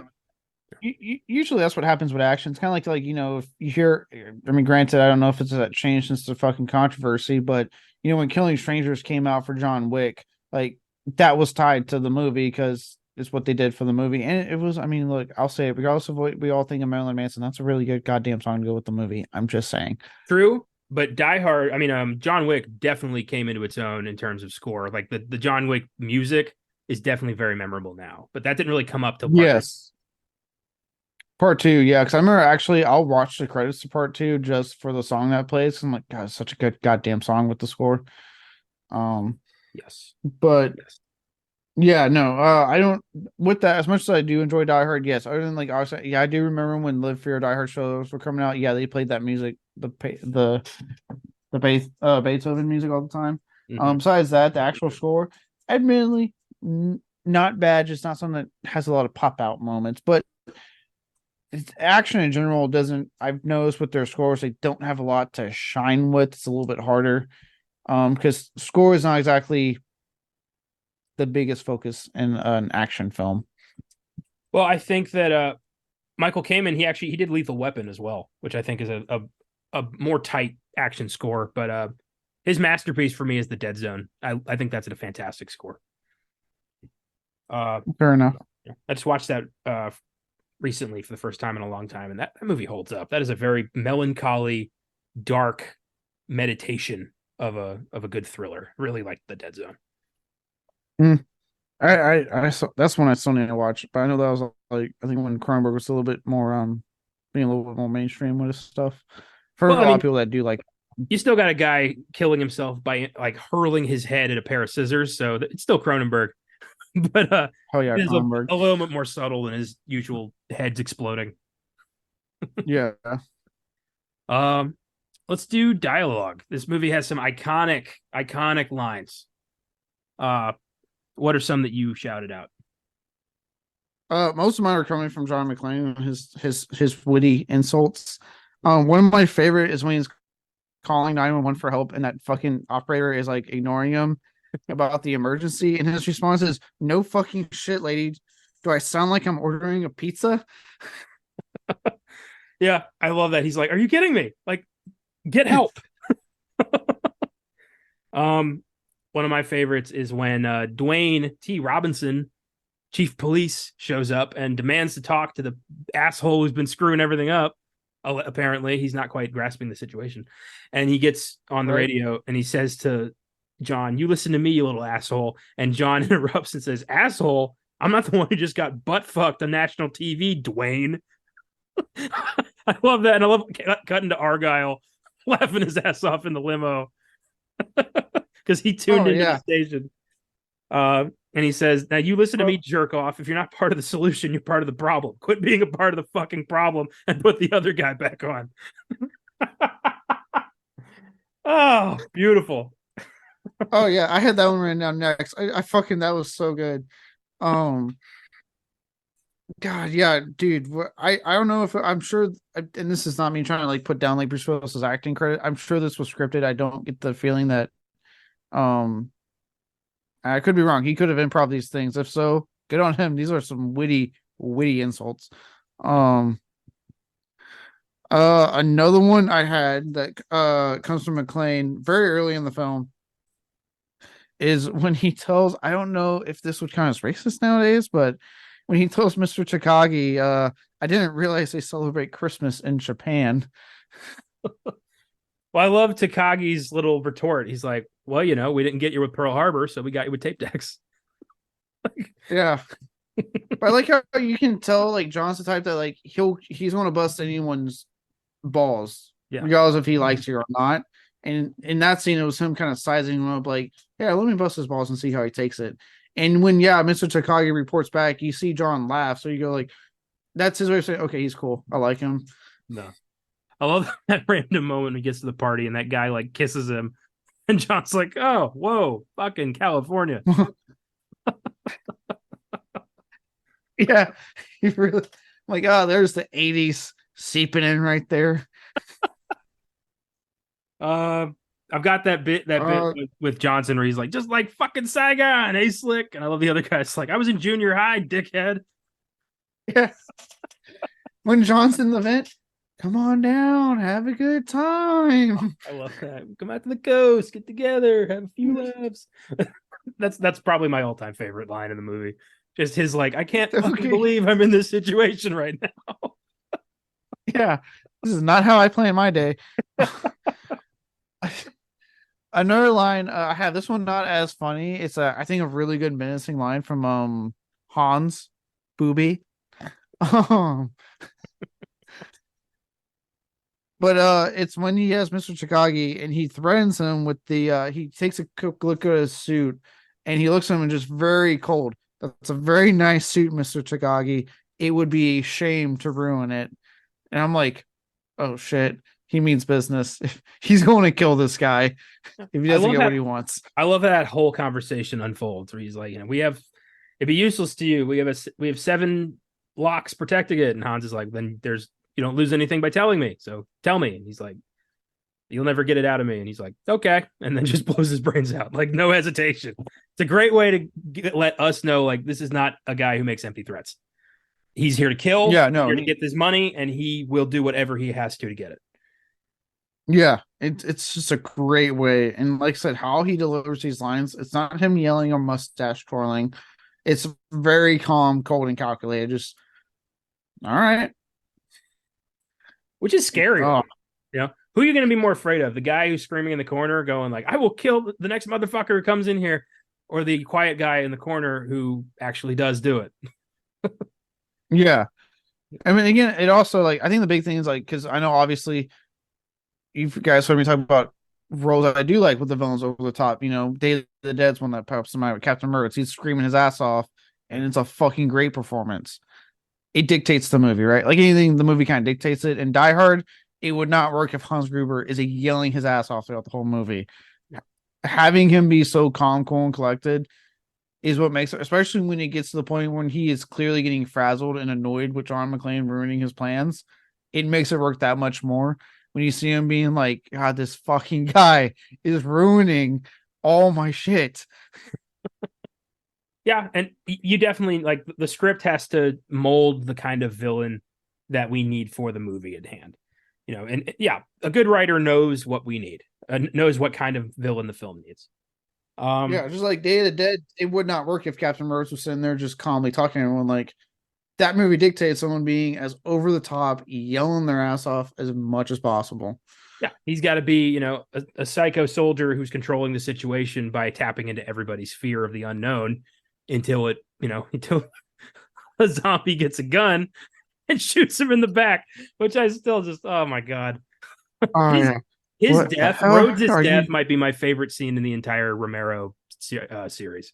Oh, dude, it's so good. It's so goddamn good. Just him going, God, choke on it. Oh my God. Choke on it. Everything that comes out of that dude's mouth in that movie is fucking gold. Now you listen to me, lady. Fuck. I haven't watched Day of the Dead in a long time. I'm overdue for a rewatch on that. Oh, such a good movie. Yeah.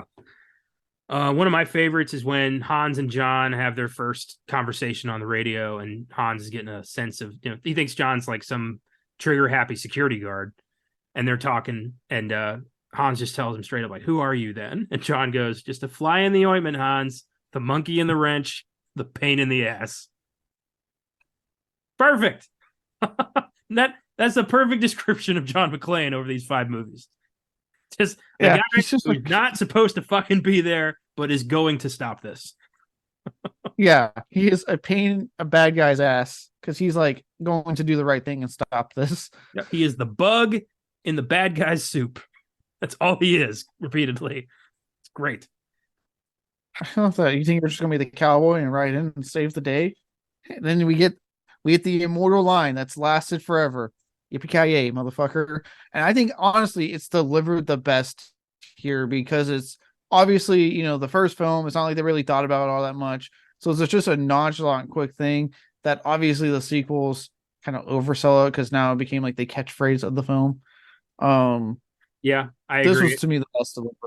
It feels almost like you're expecting it in 2 through 5. You're waiting for the yippee ki. It really it doesn't feel forced here. It feels very much off the cuff, which is what a good catchphrase should feel like. That's why like I Yeah, think "I'll be back" works best in the first Terminator because it's just a line. yeah. And with that said, I will say the only time I felt forced in any of the sequels was actually the last one. Um, where even Bruce Willis seemed like he didn't really enjoy saying it when he's in the fucking truck in the plane. And he just goes, "Yippee-ki-yay, motherfucker!" And I'm like, "Oh, I don't even feel it. I don't even feel it, dude." And then he drops it. Um, the fourth one, I actually really liked it. In the fourth one, I just hated them that it's a PG-13 film, right? Yeah. That was released. So they had to muffle with the gun. I'm like, no, you cut out all the F words. You can say motherfucker. That's the one you get. Why don't you let him say his line then? I agree. I do like that he shoves his gun through his own gunshot wound to take out Oliphant. Like that was cool. That was good. Do you have anything left to say? Got one thing. Yippee-ki-yay, motherfucker, and just shoots the gun. I thought it felt kind of forced in Die Hard 2 when he's lying on the runway with the lighter and he just says it to nobody. That's kind of unnecessary. It's weird to quip to yourself. Yeah. I honestly do not remember when it happens in Die Hard 3. I haven't seen that in a very long time. I know he says it. I can't remember when, but yeah, no, yeah. This is obviously like I said, this was like I said, just like I'll be back. All these lines that obviously were just said in the original films that they were in. Obviously, it's the best line reading of it to me in this one, the Yippee-ki-yay. So Bruce Willis has Yippee-ki-yay. Arnold has I'll be back. Does Stallone have one? Adrian! That's what I was thinking. Yeah, it had to be Adrian. Rambo doesn't have a catchphrase, huh? Rambo does not have catchphrase. He has a great speech that everyone loves to quote at the end of the first one, which, I mean, to Stallone's credit, is a fucking great speech. Nothing is over. Nothing is over. Nothing. Turn it off. that is a really good, look, I'm always like, look, guys, I get it. Rambo became a mindless action film, but watch this end scene and tell me you're not getting a little emotionally invested. I think even you had that moment. You're like, God damn, when I first showed you that. Yeah. Well, I thought Rambo was just, soldier gets dropped into fucking random countries and just blows everybody away. I didn't know there was substance to this guy in the first movie. Yeah, that was a surprise. I'll give you a war you won't believe. Let it go. Let it go. Let it go. Fuck. Now I want to watch Rambo. First Blood fucks, dude. First Blood is so goddamn good. Hell yeah. Yeah, all right, that's all I got for lines, but yeah, you could go on and on. It's a great movie. Great script. Well done, Jeb. And yeah, great script. A lot of good callbacks, with the guy on the plane talking about the toe thing, and then it finding a way to come back. Again, signs of a really great script. Yeah, you can tell that's something that somebody said to Jeb Stewart on a plane once, probably. Probably he probably laughed it off and then went, "Wait a minute," and put it in the script. Yeah. All right, scenes. Let's talk about some great scenes. My all-time favorite is the interaction between John and quote Bill Clay, the American Hans, when he's trying to play dumb, and they both kind of you can tell John's suspicious from the get-go, and he's kind of like, I don't know about this. And I love the play-by-play between that. It's two, geniuses trying to figure each other out here. Yeah, I love that whole scene when he's like, "Oh my god!" He has a complete. You're gonna kill me! Oh my god, you're gonna kill me! He hams it up to 11. It's great. He does, and the way Rickman is holding his face, it's kind of like, I know we're not a fucking visual medium, so no one can see what I'm trying to do here. Yeah. But it's like he never closes his lips; they always stay open. Yeah, it's like he's trying to. It's like he's trying to force himself to cry.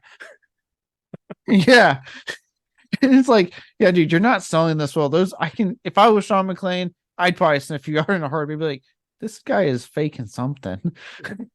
I love how that unfolds when he finally gives Bill the gun, and Hans aims it, and he starts talking German on the radio, and then he fires, and John's like, what, do you think I'm fucking stupid? Ah, great. Oh yeah, great fucking scene.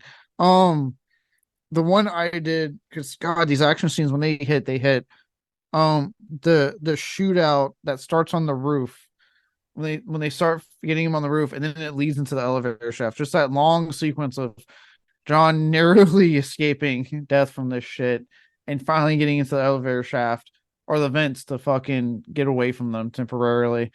Great fucking action sequence. Yeah, we get a couple really good ones on the roof. I love that one. I love the second one with when he like gets all the hostages off the roof. A little better with the bomb and him like jump that iconic shot of him jumping Oh off the roof with yeah, the explosion behind him. Fuck.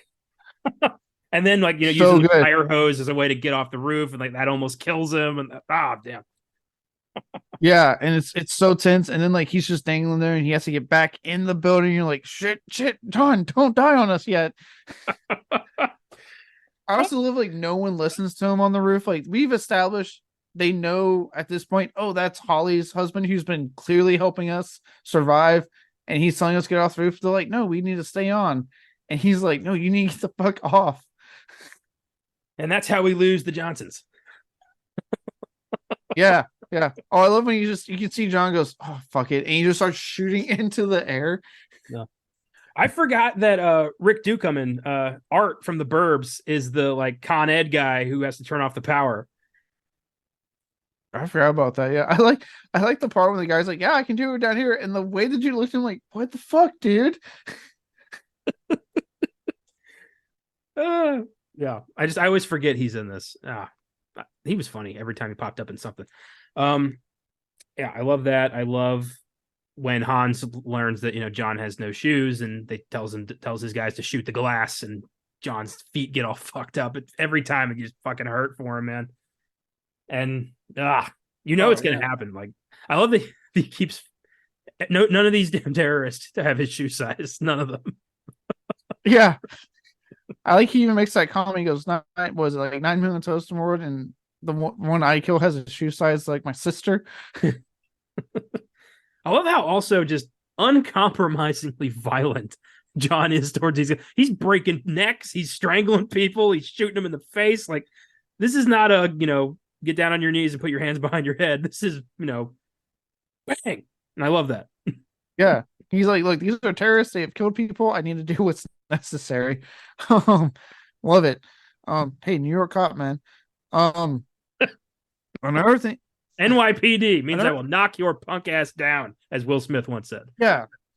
Yes, exactly. Look at Donnie Wahlberg in the Saw franchise. A lot of good shouts. God, what a man, Donnie Wahlberg. Now, I've never seen it like outside of the action. This scene again, and this like we talked about earlier with them putting such a focus on characters and story. It really helps in these scenes. A scene I really have always liked is when Powell is telling.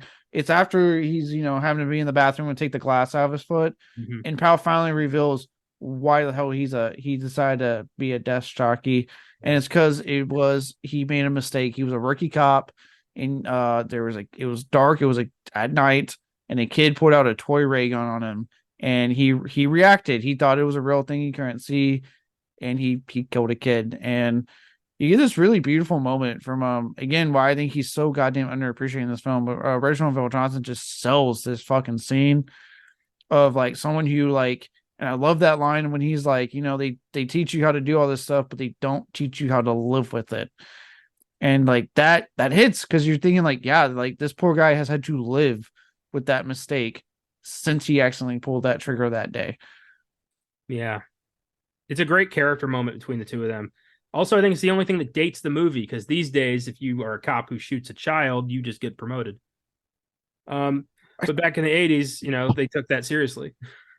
Well, they kind of in movies they did. Anyway.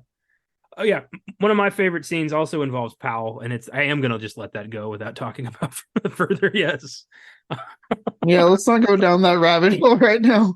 I love the end when you think everything's over and John and Holly are walking out in blankets. Everyone always has blankets after a tragedy in a movie. I don't Yeah, And I guess EMTs just carry them. I don't know. I've never seen in real life somebody like on the side of the road with a blanket. But one of the guys, one of the German dudes whose names escape me, they're all just German names. Who?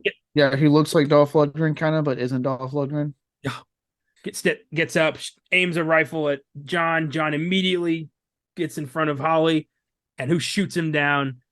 But Sergeant Al Powell with his service revolver finally makes up for his mistake. Yeah, Great fucking moment. beautiful fucking moment. Yeah, amazing moment. And now I remember saying the first time going, yes, he did it. Yeah. So. Oh yeah, dude, I love his introduction when like he's getting the donut and that dude's giving him shit. Oh, don't you guys usually eat donuts? And then he says something, he's like, yeah. He goes, this is not for me, it's for my wife. Yeah, she's pregnant. He's buying like yeah. six Twinkies, which would raise some eyes. Yeah. Well, I love it. Then finally he goes, bag it. And he's like, whatever you say. And then they just have that laugh, like, oh, okay, this is their thing. They just fuck around with each other.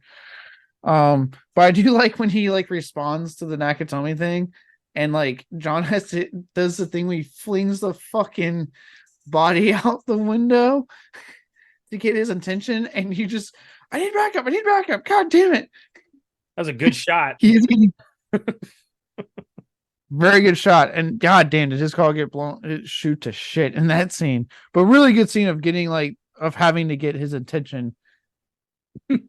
Yeah, that unfolds really well, and I love how he's just the guy on the ground the whole movie. Yeah, those are great. I like the initial. I love all the vault breaking scenes and how that all unfolds. I like that side of the story. Yeah, it's a very well rounded, well told movie. It's a it's a great action movie, but it's also just a great movie. Yeah, I'm also a sucker for like the scenes, and this one has it too, where like you see the bad guys set their plan in motion and how they go about doing that. I'm a sucker for those scenes, and this has a really good one in that. And just seeing them start doing their plan and infiltrate their way in to do this, I'm always a sucker for those scenes. Well, I love how the movie sets them up to be this terrorist organization trying punishing Nakatomi, but in truth they're just here to steal 600 million in bearer bonds. I love how that unfolds when Takagi's like, what kind of terrorist are you? And Hans laughs and he's like, who said we were terrorists? Like from there, you're like, what's going on here? I like that. I love when he's telling Paul Gleason like the demands, like I want the Asian Dawn released, and some guy's like, what? And Hans like, I read about him in Forbes. Like just he doesn't even know what he's talking about. Yeah. Oh yeah. Oh god, it's just this movie is just so good, and like the definition to me of like when everything comes together, like the writing, the direction, the acting, cinematography, like everything comes together, just makes something truly special that while the sequels never came close to touching it, they were so fun in their own right, minus Good Day to Die Hard. I just really don't like that one. But obviously nothing is touching this one. Like Die Hard is just a fucking landmark film in general. Final moment I want to talk about is when Holly punches William Atherton on live television. That's so satisfying. And he's like, "Did you especially get that?" Yeah, especially when that asshole goes to the house and threatens the fucking nanny. I was like, you fucking asshole. Yeah, who was trying to protect Holly's kids from this kind of exploitation. Oh man. Literally, she's doing the right thing. Not a time to pull that card out, you prick. I do like that we get more between him and Holly in Die Hard 2 when they're trapped on the plane. I like Die Hard 2 a lot.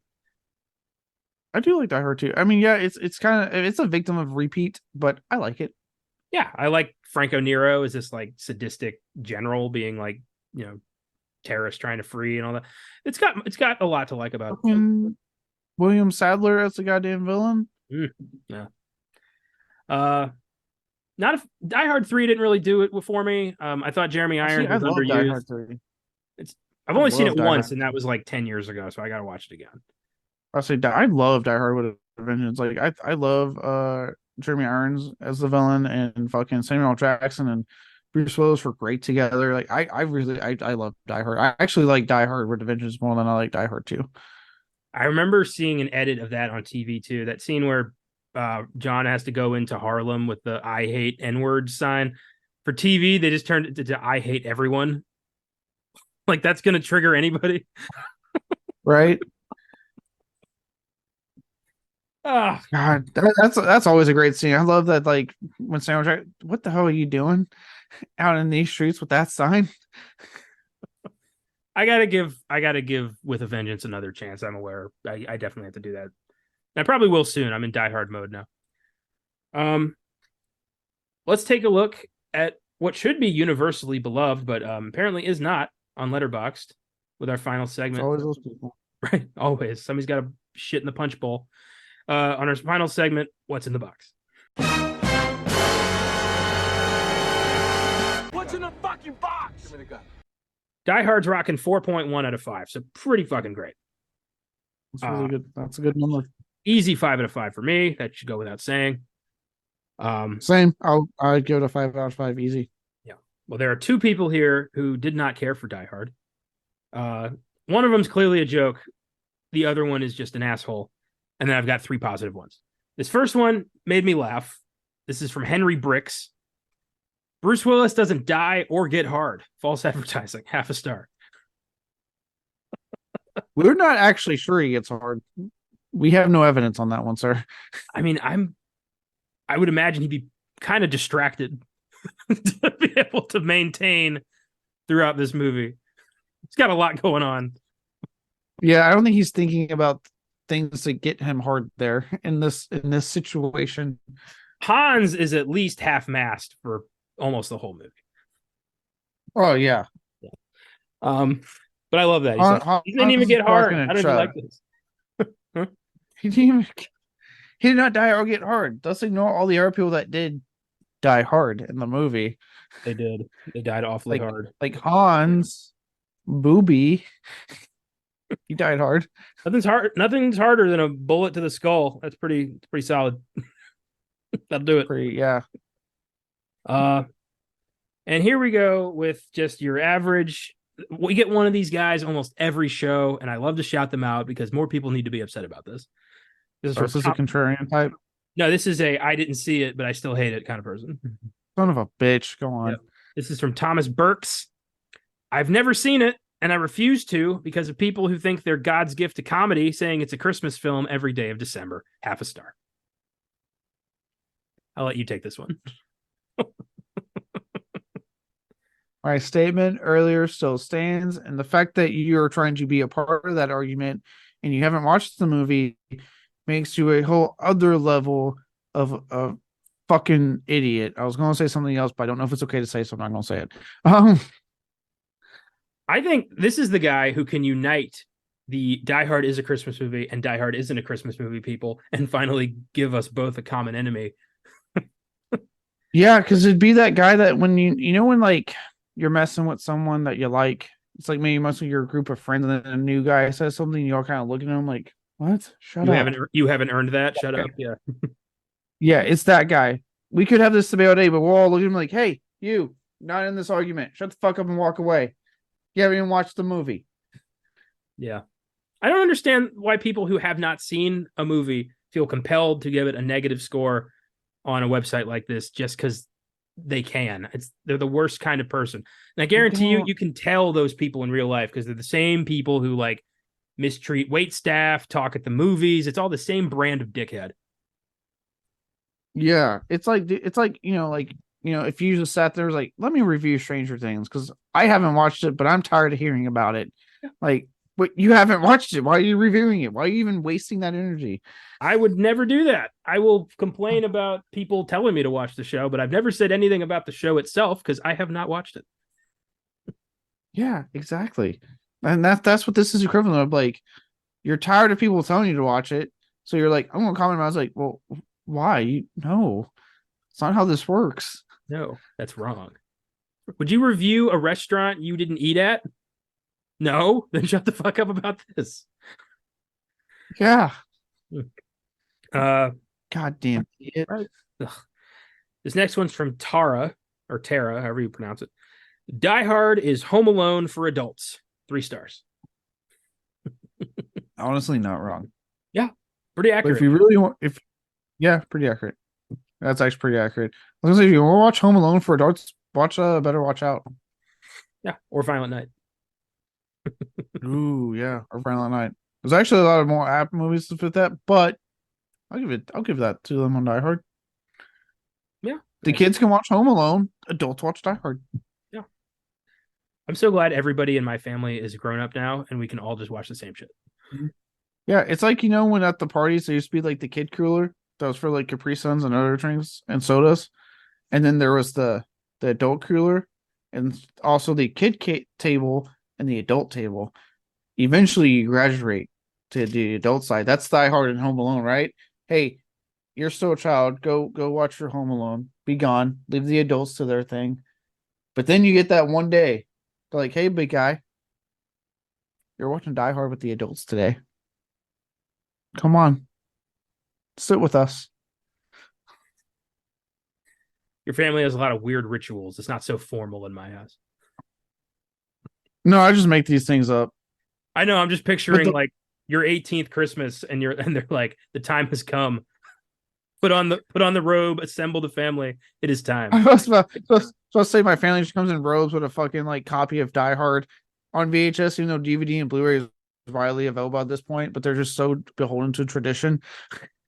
They make you put your hand on it, and they make you like swear before the altar of John McClane. Yeah. No, the only thing that's true about that statement in my family is that there was 2 coolers, and I, dear God, if I try to go to the fucking alcohol cooler at family functions when I was below the age of 21. My family just puts all the cold drinks in a box and trusts all of us to drink what we want. Yeah, exactly. Like adults. I mean, look, granted, whenever I went to these, I did go straight to the soda one to be like, do they have Dr. Pepper? And I'll be happy. But, you know, now I can go to the fucking adult one, but I don't go to family functions, so it doesn't matter. I got 2 more for you. This one's from Liam F. Possibly the longest shoe commercial in history. 4.5 stars. Yeah, he's fair. I can just if you picture need a like, reason to wear shoes. Yeah, at the end of the movie, like after the end, just Reebok. Like I can totally see that. See, I can see the Nike commercial now. Like, do you want your feet to bleed like John McClane? If not, this Christmas, how about instead of bloody glass lacerations, when I try some Jordans? Pump up this Christmas. that last part just sounds wrong. And this last one, get hard this Christmas. Get hard. That's just good advice. Get hard, stay hard. Die Hard. This one's also the porn parody. I'm sure that's a porn parody title somewhere. I think it's just, I mean, Die Hard just works. You could use that.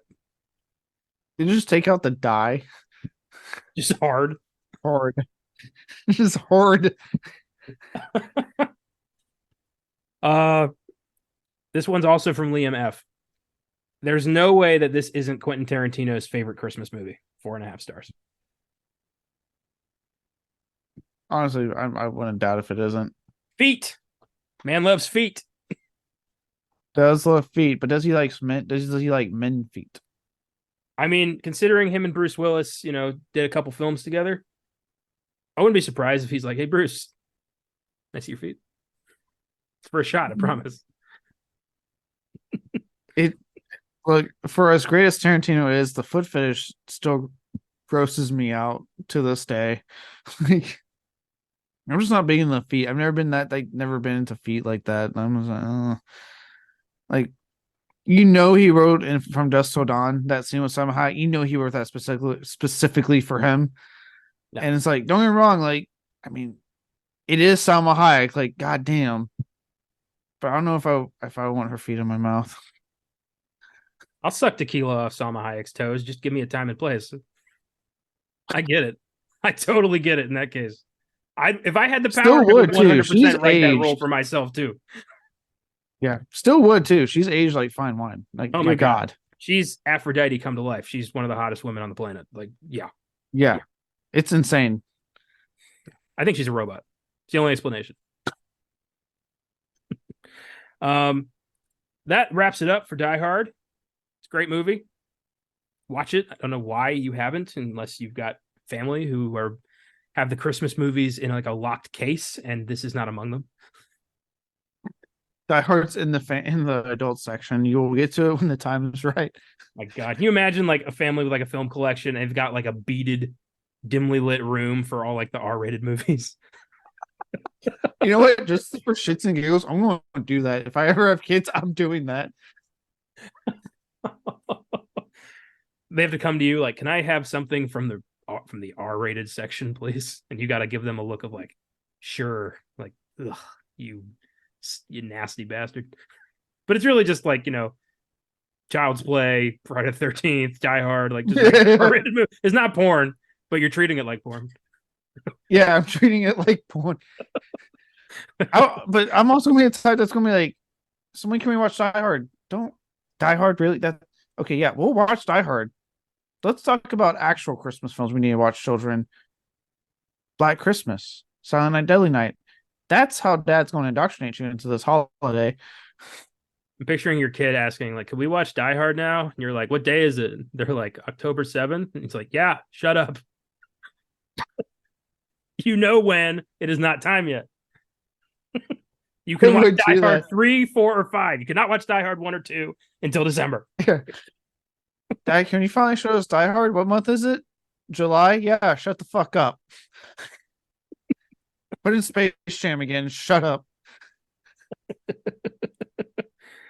The one with Kobe? No. Or not Kobe. LeBron? Jesus Christ. That's how much I don't like that second one. Ooh.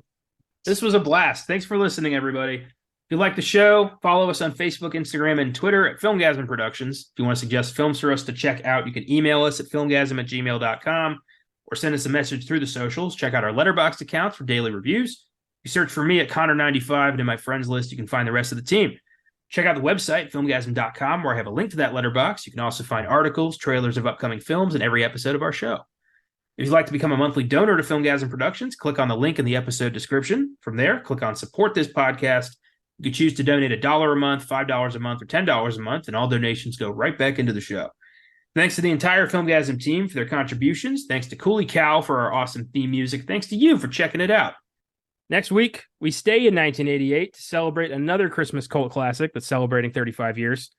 Jaded TV executive Frank Cross is visited by 3 ghosts on Christmas Eve, just as he's preparing an ambitious live production of Scrooge. Can Frank overcome his self-hatred and lack of love for the world in time to save his future on Christmas? Find out next week as we tackle Richard Donner's Scrooged, a truly hilarious take on Charles Dickens' immortal classic. Can't wait to talk about it. Austin and I, 2 years ago, got to see a double feature of Scrooged and Christmas Vacation at Quentin Tarantino's New Beverly Cinema in Los Angeles, and is one of the greatest memories of my life. And I'm very excited to get to talk about this movie with him next week. Nice. I've seen this film one time. I remember finding it really funny, and I haven't seen it since.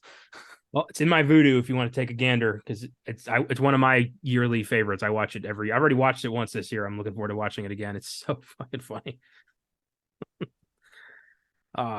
It's even funnier when you consider Richard Donner and Bill Murray did not get along at any point during this, and Bill Murray thinks nothing he did was funny in that movie because all of his ideas were apparently shot down. I mean, look, Bill Murray has like a long history of apparently not getting along with people. As funny as guy is, he has quite a history with that. We're gonna look into all of that next week and get the story straight. But until then, if terrorists take over your Christmas party this year, you better hope an NYPD cop is hiding in the vents to save the day. Take it easy. Keep watching movies. We'll see you next time.